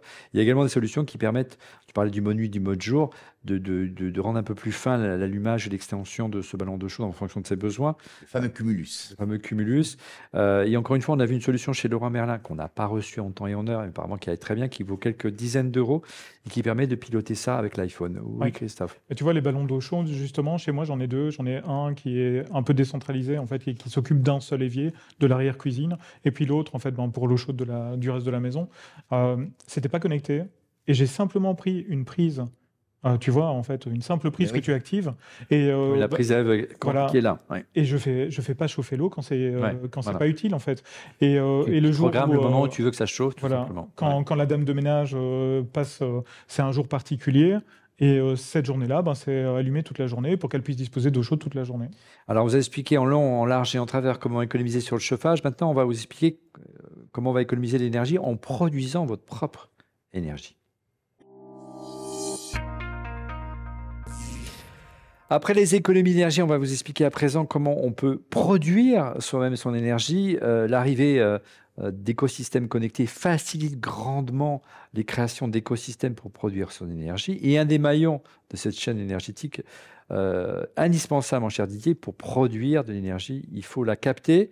Et la capter, c'est bien sûr les panneaux solaires. Alors, ce n'est pas nouveau, les panneaux solaires, ça existe depuis des dizaines d'années, bien sûr, les panneaux solaires, mais aujourd'hui, ils deviennent de plus en plus accessibles, connectés, et tu vas tout nous dire, mon cher Didier. Mais oui, Olivier. Donc, moi, je m'intéresse au sujet depuis, on va dire, 2 ans. Et c'est un sujet qui est passionnant parce qu'on a eu des petites révolutions dernièrement sur les panneaux solaires. Alors, comme tu le disais, ça existe depuis très longtemps. Il y a des gens qui sont endettés sur 20 ans pour mettre des panneaux. Je dirais que ce qui a vraiment changé ces dernières années, c'est plusieurs choses. La première, c'est déjà les rendements sont devenus meilleurs.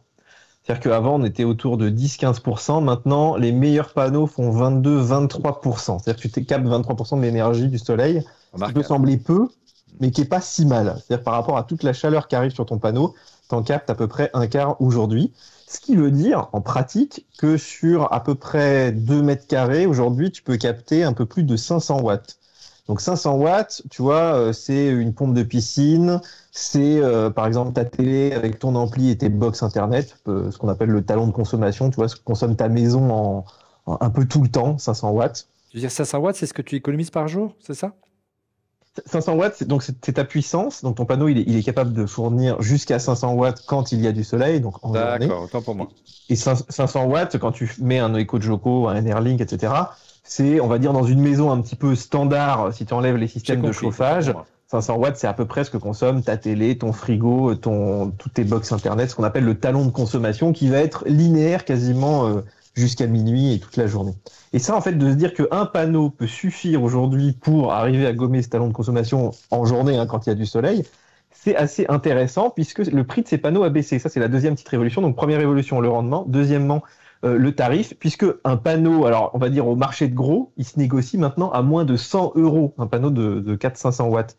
Et ça change tout parce que on a quasiment divisé, je dirais pas par 10, mais pas loin. Ce qui fait que tu vas commencer à pouvoir t'équiper à des puissances qui sont tout à fait correctes pour des prix qui sont aussi tout à fait corrects. C'est-à-dire que ta rentabilité de ton panneau, au lieu de la faire sur 20 ans, elle peut commencer à être faite en quelques années seulement. Et ce qui est encore plus incroyable, et d'ailleurs, je pense que notre ami Christophe pourra nous le dire, c'est qu'il n'y a pas besoin d'habiter aux Caraïbes pour que ce soit rentable. C'est-à-dire qu'un panneau solaire, il marche même plutôt mieux au froid. Par contre, il lui faut du soleil. C'est-à-dire qu'il faut quand même des régions un peu ensoleillées, mais ça marche dans toute la France. C'est-à-dire même si tu es dans le nord où tu as l'impression qu'il fait gris tout l'hiver, l'air de rien, toute la belle saison, à partir du printemps jusqu'à l'automne, tu vas être capable de produire du courant en quantité. Alors, tu l'as dit, pour résumer, effectivement, le rendement s'améliore, le prix est de plus en plus accessible. On va lister quelques panneaux dans un instant. Et pas besoin d'avoir la chance de vivre comme toi dans le sud pour pouvoir produire de l'électricité pour quasiment rien. Tu as fait ce choix également d'installer sur le toit de ta maison, mon cher Christophe, des panneaux solaires et tu habites dans le Nord. Exactement, oui, je l'ai même fait en 2 étapes. C'est ce que j'expliquais à l'instant, il y a quelques temps à Laurent. C'est que effectivement, je suis rentré dans la maison, j'ai fait une première installation de 14 panneaux solaires, quelque chose comme ça. Sur le toit ? Sur un toit plat de la maison. Et puis, cette année-ci, j'ai fait le choix d'ajouter encore un peu plus de panneaux, à savoir 34 panneaux solaires, de plus encore. Donc, ça m'en fait plus de 40. ce qui me permet de couvrir une grande partie de ma consommation énergétique de l'année. Et donc là, c'est une installation fixe. Ce qui est nouveau également, et c'est pour ça qu'on vous en parle aujourd'hui, c'est qu'il devient de plus en plus facile de les installer soi-même et sans forcément demander une autorisation auprès de sa mairie, comme c'est obligatoire aujourd'hui en France, parce qu'il y a de modèles de panneaux solaires qu'on peut installer tout simplement sur un balcon ou simplement dans son jardin, mon cher Didier. Bah oui, puisque avant il fallait que tu sois un peu en contrat avec EDF, en tout cas en France, et maintenant à peu près partout en Europe, tu as le droit en fait d'injecter du courant en fait, si tu veux, jusqu'à une certaine puissance. En France, je crois que c'est 3000 watts à peu près, donc tu as le temps, hein, ça fait pas mal de panneaux. Tu as le droit en fait de brancher toi-même le panneau solaire dans ta prise électrique de ta maison et de réinjecter ton courant dans ta maison pour ta propre consommation. Je dirais que la seule différence par rapport à avant, c'est qu'avant, il fallait faire un contrat pour pouvoir réinjecter du courant dans le réseau. Il fallait, des contrats sur 20 ans. Maintenant, là, tu peux aller chez Leroy Merlin, acheter ton panneau solaire, le brancher dans la prise et tu deviens producteur d'électricité. Donc ça, c'est quand même assez incroyable. Et avant, il fallait passer par l'installateur agréé. Sur le toit, c'était compliqué, calculer un angle, l'ensoleillement. Aujourd'hui, tu as des solutions où tu peux, sans autorisation de ta ville, si tu n'es pas à la proximité d'un monument historique, par exemple, pour installer tout simplement ton panneau solaire dans un coin du jardin, sur le toit sur le toit d'un garage, d'un abri, ou carrément sur des balcons, avec des panneaux flexibles. Ça, avant, ça n'existait pas. Exactement. Alors, il y a le plus populaire maintenant, c'est ce qu'on appelle les panneaux au sol. Donc, tu mets un panneau sur un petit support. Souvent, c'est ça qui coûte un petit peu cher. Et tu peux le mettre sur ta terrasse, dans ton jardin. Il y a des gens qui ont des grandes surfaces de jardin qui sont pas utilisées. Donc ça permet aussi d'utiliser, effectivement, un petit toit d'abri de jardin ou des choses comme ça, des endroits en fait parce que ça prend de la place quand même. Hein. Tu peux pas mettre ça non plus n'importe où. C'est un tout petit jardin, ça prend beaucoup d'espace. Après, par contre, dès que tu veux les mettre en l'air, c'est-à-dire sur le toit ou par exemple accrochés au mur, à partir d'une certaine hauteur, je crois que c'est autour de 2 mètres, il faut quand même faire une déclaration en mairie. On peut te le refuser, comme tu dis, pour des situations un petit peu exceptionnelles, mais a priori, on peut pas te le refuser. C'est-à-dire qu'il faut faire la déclaration quand même, mais aujourd'hui, tu as le droit d'installer ces panneaux. Et surtout, ça se fait soi-même. C'est-à-dire que tu commences à trouver des kits maintenant chez Oscaro, chez Leroy Merlin, dans toutes les grandes surfaces, même pour l'installer facilement toi-même. Qui avant était beaucoup plus compliqué. Avant, la main-d'œuvre coûtait quasiment la moitié de l'installation. Alors, tu m'as fait découvrir une marque qui s'appelle EcoFlow que je ne connaissais pas. Et leurs panneaux, ils sont un petit peu chers. Ils sont plus chers que ceux qu'on trouve notamment chez Leroy Merlin, par exemple. Mais d'abord, ils sont souples. Donc, on peut vraiment les installer très facilement sur un balcon. Et moi, ce qui m'a bluffé, c'est qu'ils ont des solutions motorisées pour le balcon. C'est-à-dire, le balcon, vous n'avez pas l'angle optimal. Le balcon est à 90 degrés. Donc, le ciel, le soleil, on n'aura pas un ensoleillement génial. Mais il y a des solutions motorisées qui permettent de surélever le panneau en temps réel. Et l'inclinaison évolue en fonction du soleil. Mieux, si vous les installez, les panneaux au sol dans le jardin, des solutions qui suivent le soleil en temps réel, dans tous les angles. C'est assez bluffant, c'est assez remarquable ce que fait cette marque-là. C'est pas donné, mais c'est génial. Et derrière, une fois qu'on a installé donc ces solutions connectées, ces panneaux solaires, ils sont connectés et on les connecte à ce que tu disais tout à l'heure, à des onduleurs. Et l'onduleur, autrefois, on l'a vu dans ton garage que tu as installé, c'est un onduleur classique, Christophe, solution assez compliquée, assez lourde que doit installer un installeur, ça coûte un bras à installer. Là, c'est juste un petit boîtier Wi-Fi et Bluetooth aujourd'hui, notamment EcoFlow, on propose un qui s'appelle le PowerStream, il y en a d'autres. Et là, c'est connecté à l'iPhone et on voit en temps réel la production de son panneau solaire et on voit ce qu'on réinjecte en temps réel dans la maison, c'est ça. Oui, alors ça fait partie de la révolution, c'est qu'on est passé d'un gros onduleur, d'une grosse surface de toiture, à ce qu'on appelle maintenant des micro-onduleurs, donc qui prennent en charge des petites puissances, 400, 800 watts, 1200 watts, ce qui fait qu'en fait tu vas avoir un onduleur par panneau. Alors on rappelle aux gens que l'onduleur, ça transforme ton courant du panneau solaire, qui est un courant continu, en courant alternatif de ta maison. Donc c'est indispensable. Tu peux pas brancher un panneau solaire directement dans la prise, sinon t'as tout qui pète. Donc il est indispensable. Il coûte encore assez cher. Il y a quand même l'histoire de la rentabilité. Hein. Moi, je fait pas mal de vidéos autour de ces sujets, mais c'est vrai qu'en France, surtout si on prend une batterie, très cher. Surtout si on prend une batterie. Mais... Exactement, donc ça on pourra en parler aussi. On n'en parle après pas encore de la batterie, mais là c'est juste onduleur... produire de l'électricité avec du solaire. Mais oui, on en parlera de la batterie tout à l'heure. Mais effectivement, ça rentre en ligne de compte puisqu'il faut donc un panneau solaire et un onduleur. Et ces onduleurs, effectivement, comme tu le dis, sont de plus en plus connectés. Alors, on est encore un peu aux prémices de tout ça. C'est-à-dire que des onduleurs qui sont HomeKit, pour l'instant, ça n'existe pas. Et d'ailleurs, Apple ne gère pas bien ça. C'est-à-dire qu'il y a rien vraiment qui est prévu pour l'énergie, contrairement, tu vois, à Tesla ou à EcoFlow qui sont en train d'inventer des écosystèmes. Apple est très en retard là-dessus. Et moi, je suis assez déçu de ça. Alors, il y a des choses avec Homebridge, tu peux arriver à les connecter un petit peu. Mais ce que je veux dire, c'est qu'aujourd'hui, la connectivité, c'est deux choses, c'est soit l'application qui est liée à ton onduleur, donc tu peux voir ta production et c'est vraiment super parce que ça marche aussi à distance, tu peux voir à distance, regarde aujourd'hui j'ai produit tant, regarde sur mon Echo Joko, j'étais à 0 toute la journée, donc ça c'est vraiment en termes de monitoring c'est super bien. Après si tu veux passer à quelque chose d'un petit peu plus compliqué, par exemple en te disant bah tiens je produis du solaire en excès, si je chargeais ma voiture, si je mettais ma machine à laver en route. Et aujourd'hui, je dirais que ça, c'est encore un peu du bricolage, puisque les solutions les plus élégantes, finalement, c'est de mettre des prises connectées, tu vois, entre ton onduleur et puis ta maison. Et puis, dès que tu as de la production solaire, tu peux dire, ah bah tiens, là, je vais aller déclencher, je sais pas, mon petit chauffage, mon ballon d'eau chaude. Donc, mais c'est des choses qui se programment assez facilement, puisque c'est de la prise connectée classique, tu vois, on parlait des scénarios tout à l'heure. Donc, on arrive à faire des choses simples, mais aujourd'hui, je dirais que ce qui est compliqué, c'est de faire discuter tout ce petit monde. Parce qu'il y a d'un côté Enedis qui te dit oui, là, tu es en train d'injecter du courant dans mon réseau. Donc, ça, c'est une déclaration auprès d'Enedis. À récupérer. Voilà, tu as tes panneaux solaires qui sont en train de produire, tu as tes appareils qui sont en train de consommer. Et aujourd'hui, moi, le chaînon manquant là-dedans, c'est Apple. C'est-à-dire qu'il faudrait vraiment qu'Apple prenne tous ces acteurs en jeu en les disant, tenez, il y a des API, utilisez-les.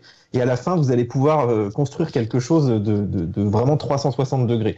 Mais je dirais qu'avec déjà les éléments qu'on a aujourd'hui, on peut vraiment s'amuser, on peut se rendre compte de ce qu'on produit, des économies qu'on fait, et on peut commencer à faire des scénarios qui sont assez avancés. Je te prends un exemple. Avant, je chargeais plutôt la voiture la nuit pour profiter du courant de nuit. Depuis que j'ai une certaine puissance, je me dis, bah, je vais charger la voiture, peut-être pas à pleine puissance, mais si je charge la voiture en journée, je suis sûr d'utiliser toute mon énergie solaire. Ce qui est la problématique, là, on peut en parler juste après, des batteries, du stockage, puisqu'en fait, quand tu produis du solaire, c'est quand il fait beau, c'est la journée. En général, tu es au bureau et t'es pas là. Et en fait, quand tu rentres le soir, c'est là où tu as besoin de cette énergie. Donc, idéalement, il faudrait pouvoir la stocker.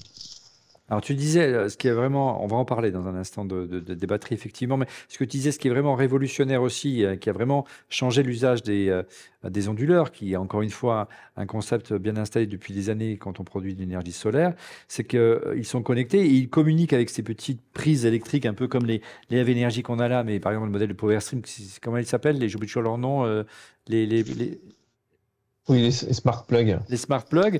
Et le smart plug, donc vous les branchez par exemple sur le four, sur le frigo, sur tout ce qui tire de l'énergie, votre ordinateur, etc. Et le PowerStream, donc, et l'interface, même si Apple ne propose pas de solution, l'interface est vraiment très Apple Spirit. C'est remarquable, vraiment, j'ai été bluffé par l'interface de cette application, de cette solution que tu m'as fait découvrir, Didier. Et donc, quand vous avez besoin de lancer le four, vous branchez le four sur ce power plug et donc ça active évidemment une consommation énergétique. L'onduleur le détecte et plutôt que d'aller tirer l'électricité sur Enedis, sur EDF, il va le tirer sur le panneau solaire. C'est juste une idée toute bête, c'est génial. On est au début de ce système, on n'est pas encore dans une solution 100% autonome à la maison. On se dit on peut être indépendant et consommer le moins possible, mais on sent qu'on y va tout doucement et ça, on le droit à la connectivité des objets. Pour justement aller encore plus loin et être totalement autonome, il faut pouvoir stocker l'énergie et pas seulement la produire. On vous dit tout, les batteries avec Didier.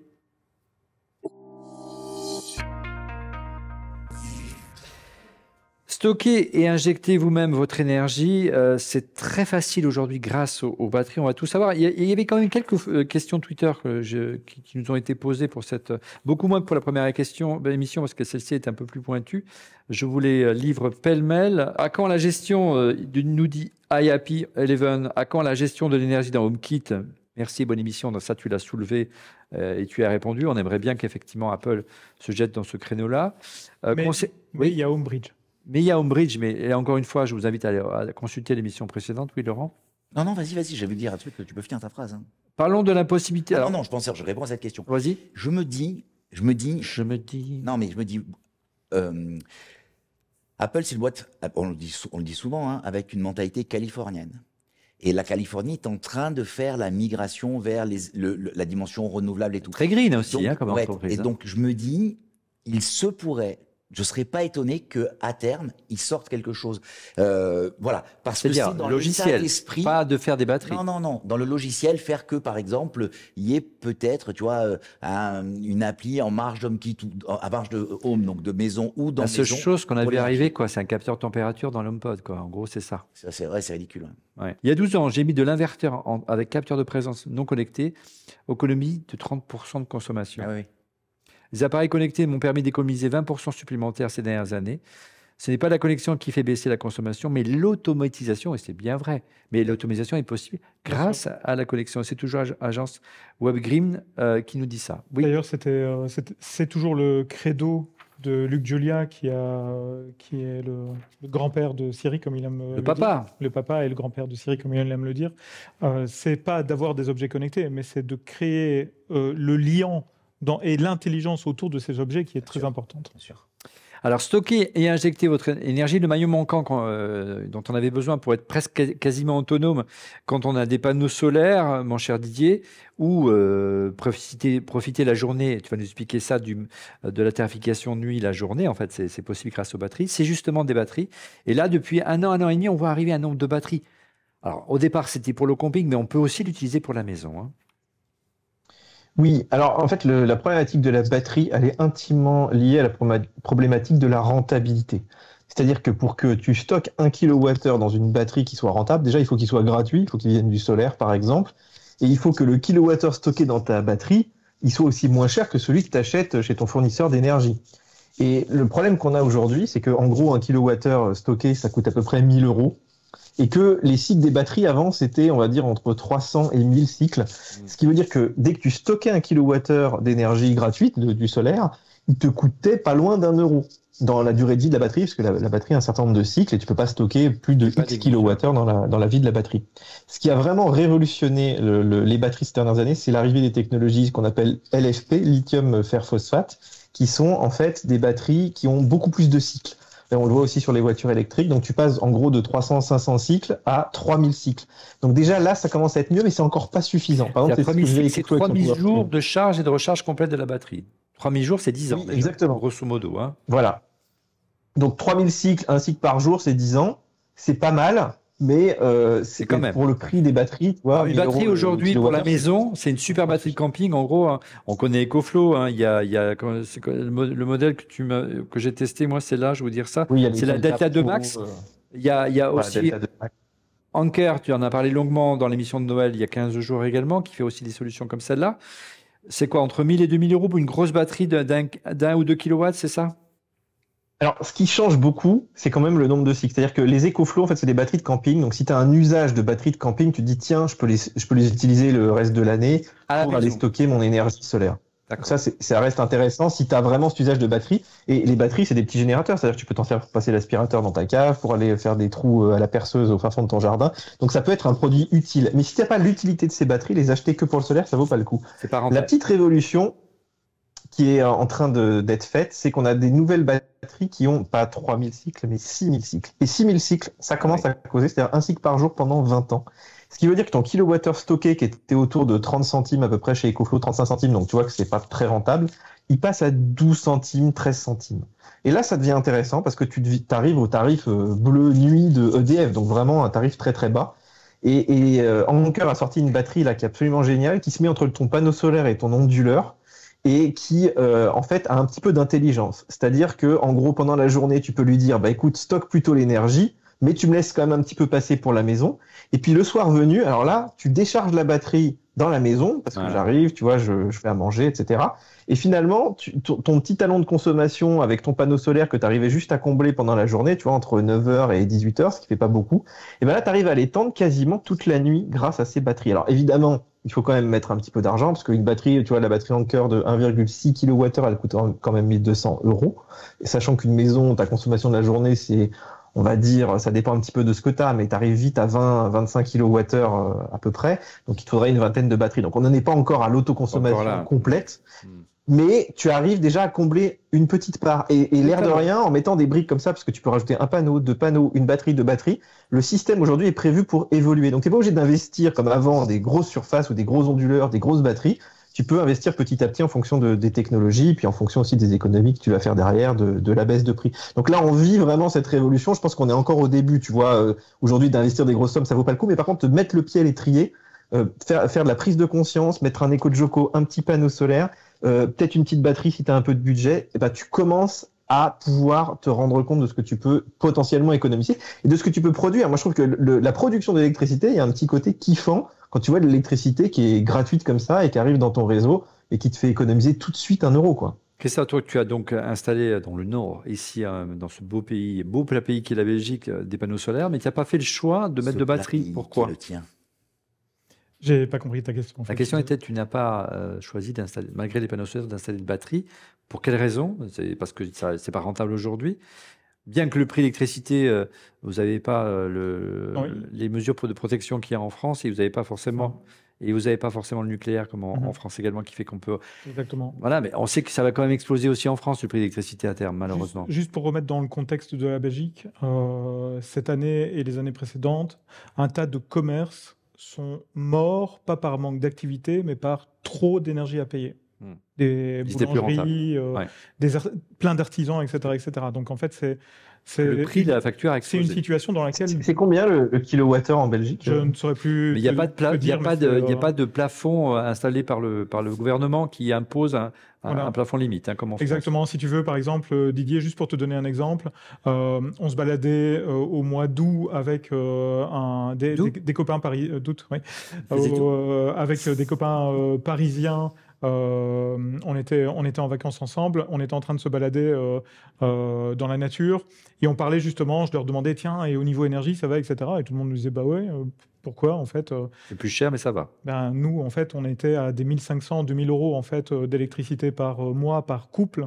Ah oui. Ah bah oui, c'était comme ça, alors que de l'autre côté de la frontière, en fait, c'était encore à 150, 200 euros par mois pour le même couple. 2000 euros par an, quoi. Donc c'est vraiment, c'est juste pour dire en fait que, je te laisse parler après, mais c'est juste pour dire en fait que c'est vraiment, on a été particulièrement touché par ça et par du coup, en fait, l'importance de mettre en place très rapidement. C'est pas pour rien, tu vois, que j'ai installé les 30 panneaux solaires cette année. C'est pas pour rien. C'est une question, en Belgique, c'est une question de survie, en fait. Et pourquoi tu voulais dire quelque chose? Juste parce que c'est une bonne question, parce que nous, on a en France une certaine protection. Hein. Alors, est-ce qu'elle va durer ou pas bien? Non, mais est-ce que c'est bien ou c'est pas bien? Je rappelle, c'est 12 centimes le kilowattheure en heure de nuit. Pour ceux qui ont un tarif nuit, c'est 17 centimes le kilowattheure pour les particuliers. Hein. Vous, c'est entre 2 fois et 2,5 fois plus cher que la France. Je viens de regarder à l'instant. Donc en octobre 2023, c'est monté jusqu'à 37,36 kWh. Attention que nous, on a donc le coût du kilowattheure, et puis après, tu peux faire x2 en taxes.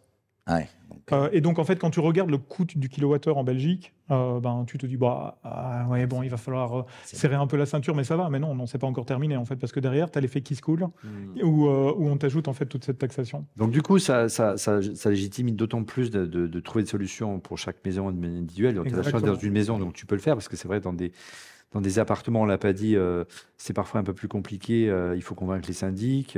Quand bien même on pourrait l'installer sur les balcons, il faut aussi répondre à des règlements de copropriété. Donc, mais bon, tu as la chance d'avoir une maison individuelle. Tu n'as pas fait le choix d'installer de batterie. C'est quelque chose auquel tu réfléchis concrètement. Donc effectivement, pour en revenir à ta question à propos des batteries, quand tu installes tes panneaux solaires, tu es déjà content parce qu'effectivement, tu as de la réinjection d'électricité. Mais tu pourrais la stocker parce que tu as l'énergie que tu produis et que tu perds finalement. Le truc, c'est que dans la situation dans laquelle je suis aujourd'hui, on continue à payer aux fournisseurs d'électricité de l'électricité en soirée. Ouais.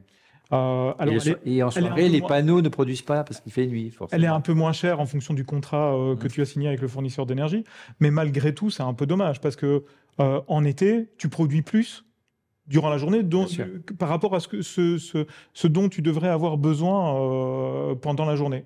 Donc effectivement, toute cette énergie, c'est dommage en Belgique de la reverser sur le réseau parce que quand tu la reverses sur le réseau, il te considère comme un producteur, mais que tu dois en plus payer des impôts en fait sur ce que, tu dois payer en plus le réseau en lui disant, j'utilise le réseau. C'est un truc de dingue. C'est pas comme ça en France. Je laisserai Laurence fâcher sur ce genre de choses un peu plus tard. En France, sur de la petite réinjection, tu le fournis gratuitement, mais par contre, on ne te fait rien payer. Mais au-delà d'une certaine puissance, tu dois avoir un contrat de réinjection. C'est ça. Et là, tu peux gagner, mais c'est pas très cher. On te prend 10 centimes du kilowattheure. Ici, ils appellent ça le contrat prosumer, etc. Où quand tu remets, c'est un peu embêtant. Et donc, juste pour en revenir à ça, en France, comme en Belgique, finalement, les compteurs intelligents électriques deviennent presque une obligation ou vont devenir une obligation. Ce qui veut dire qu'aujourd'hui, en Belgique, si jamais tu réinjectes de l'électricité au niveau de ton compteur, tu le fais tourner à l'envers. Demain, ils vont pouvoir détecter que tu l'as fait tourner à l'envers, mais de tel à tel moment. Et donc, ils vont pouvoir prendre des décisions en fait, de taxation diverses et variées. Et là, ce sera particulièrement intéressant d'avoir les batteries parce que tu décideras de ce que tu stockes comme énergie. Alors évidemment, le problème, c'est toujours le prix de ces batteries. Pour répondre à tes questions de façon très courte, les batteries dont moi j'avais besoin, et je pense que c'est le cas de beaucoup de personnes, c'est 2 fois 8 000 € de batterie en fait. Ah oui, quand même. Ouais. Donc ce qui veut dire que globalement, tu as, comme on en parlait, après 10 ans, les batteries, il faut les changer. Et encore, ça va décroissant, parce que c'est pas juste que tu gardes le même niveau de charge en fait toute la vie de la batterie.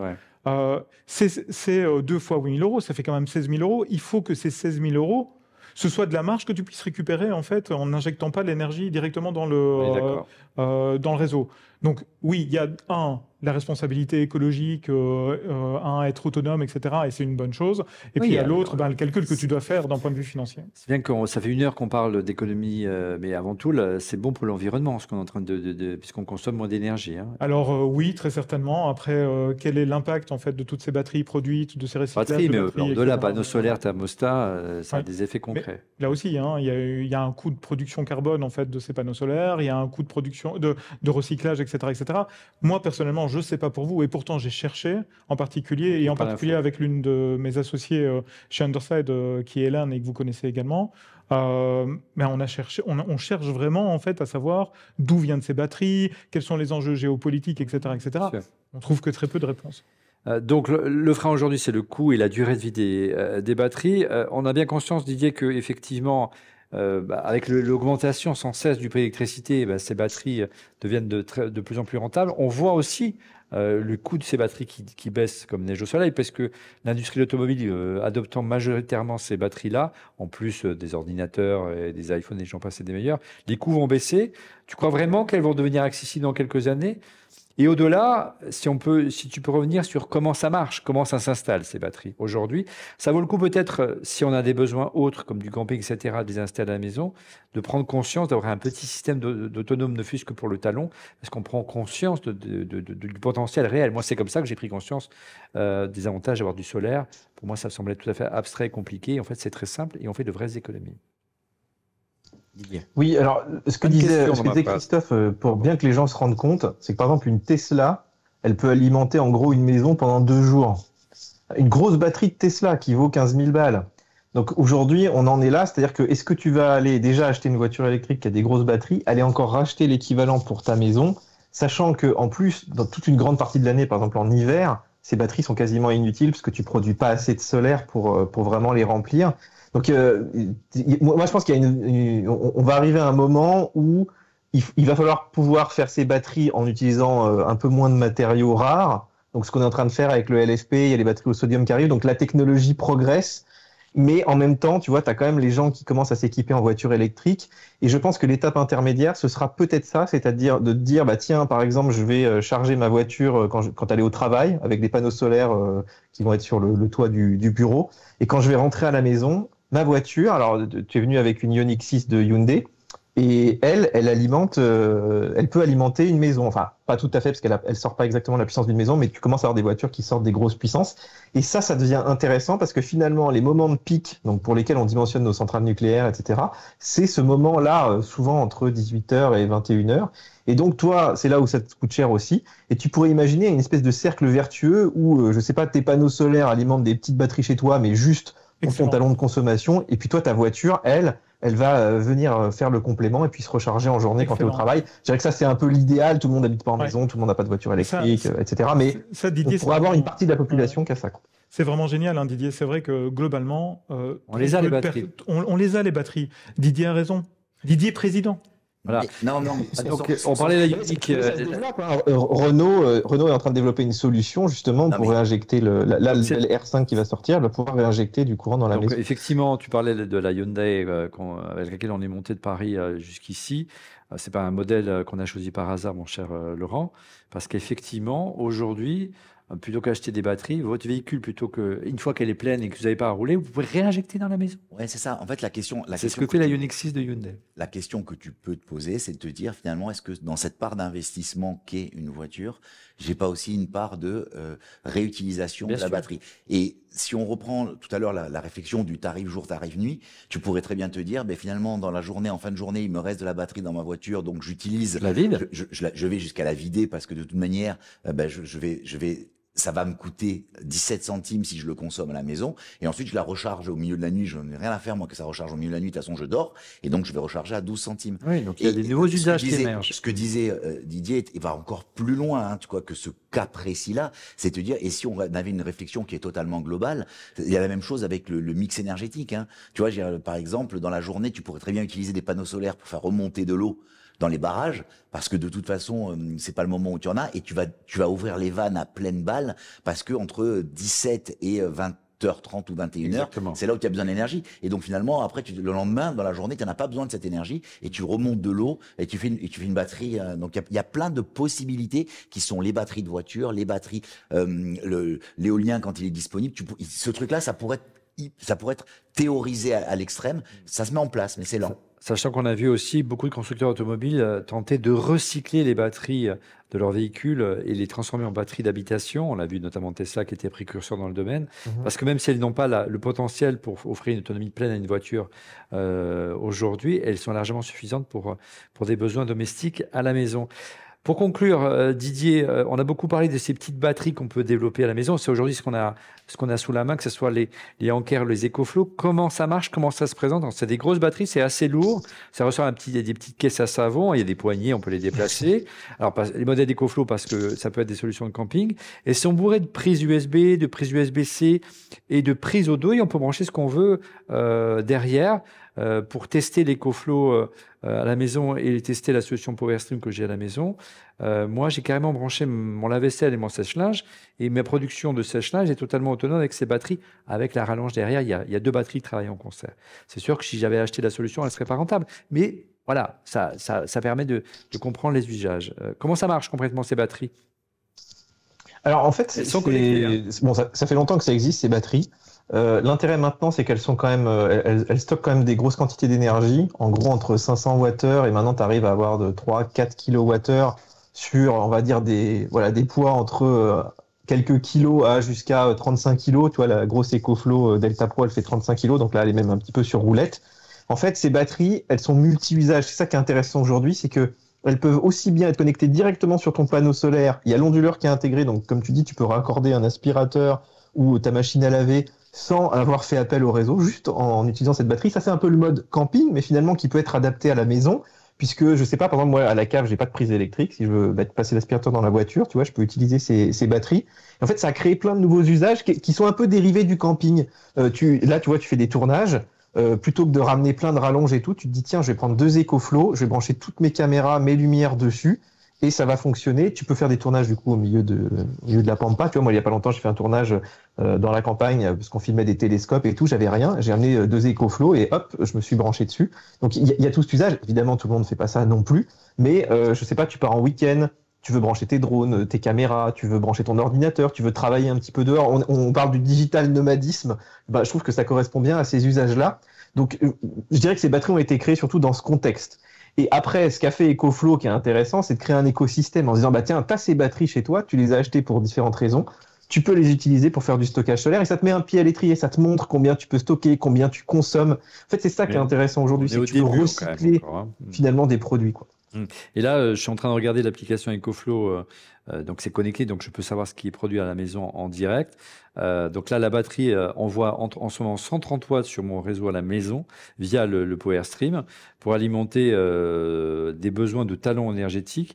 Et il ne tire que sur le réseau électrique Enedis que 2 watts en temps réel. Voilà.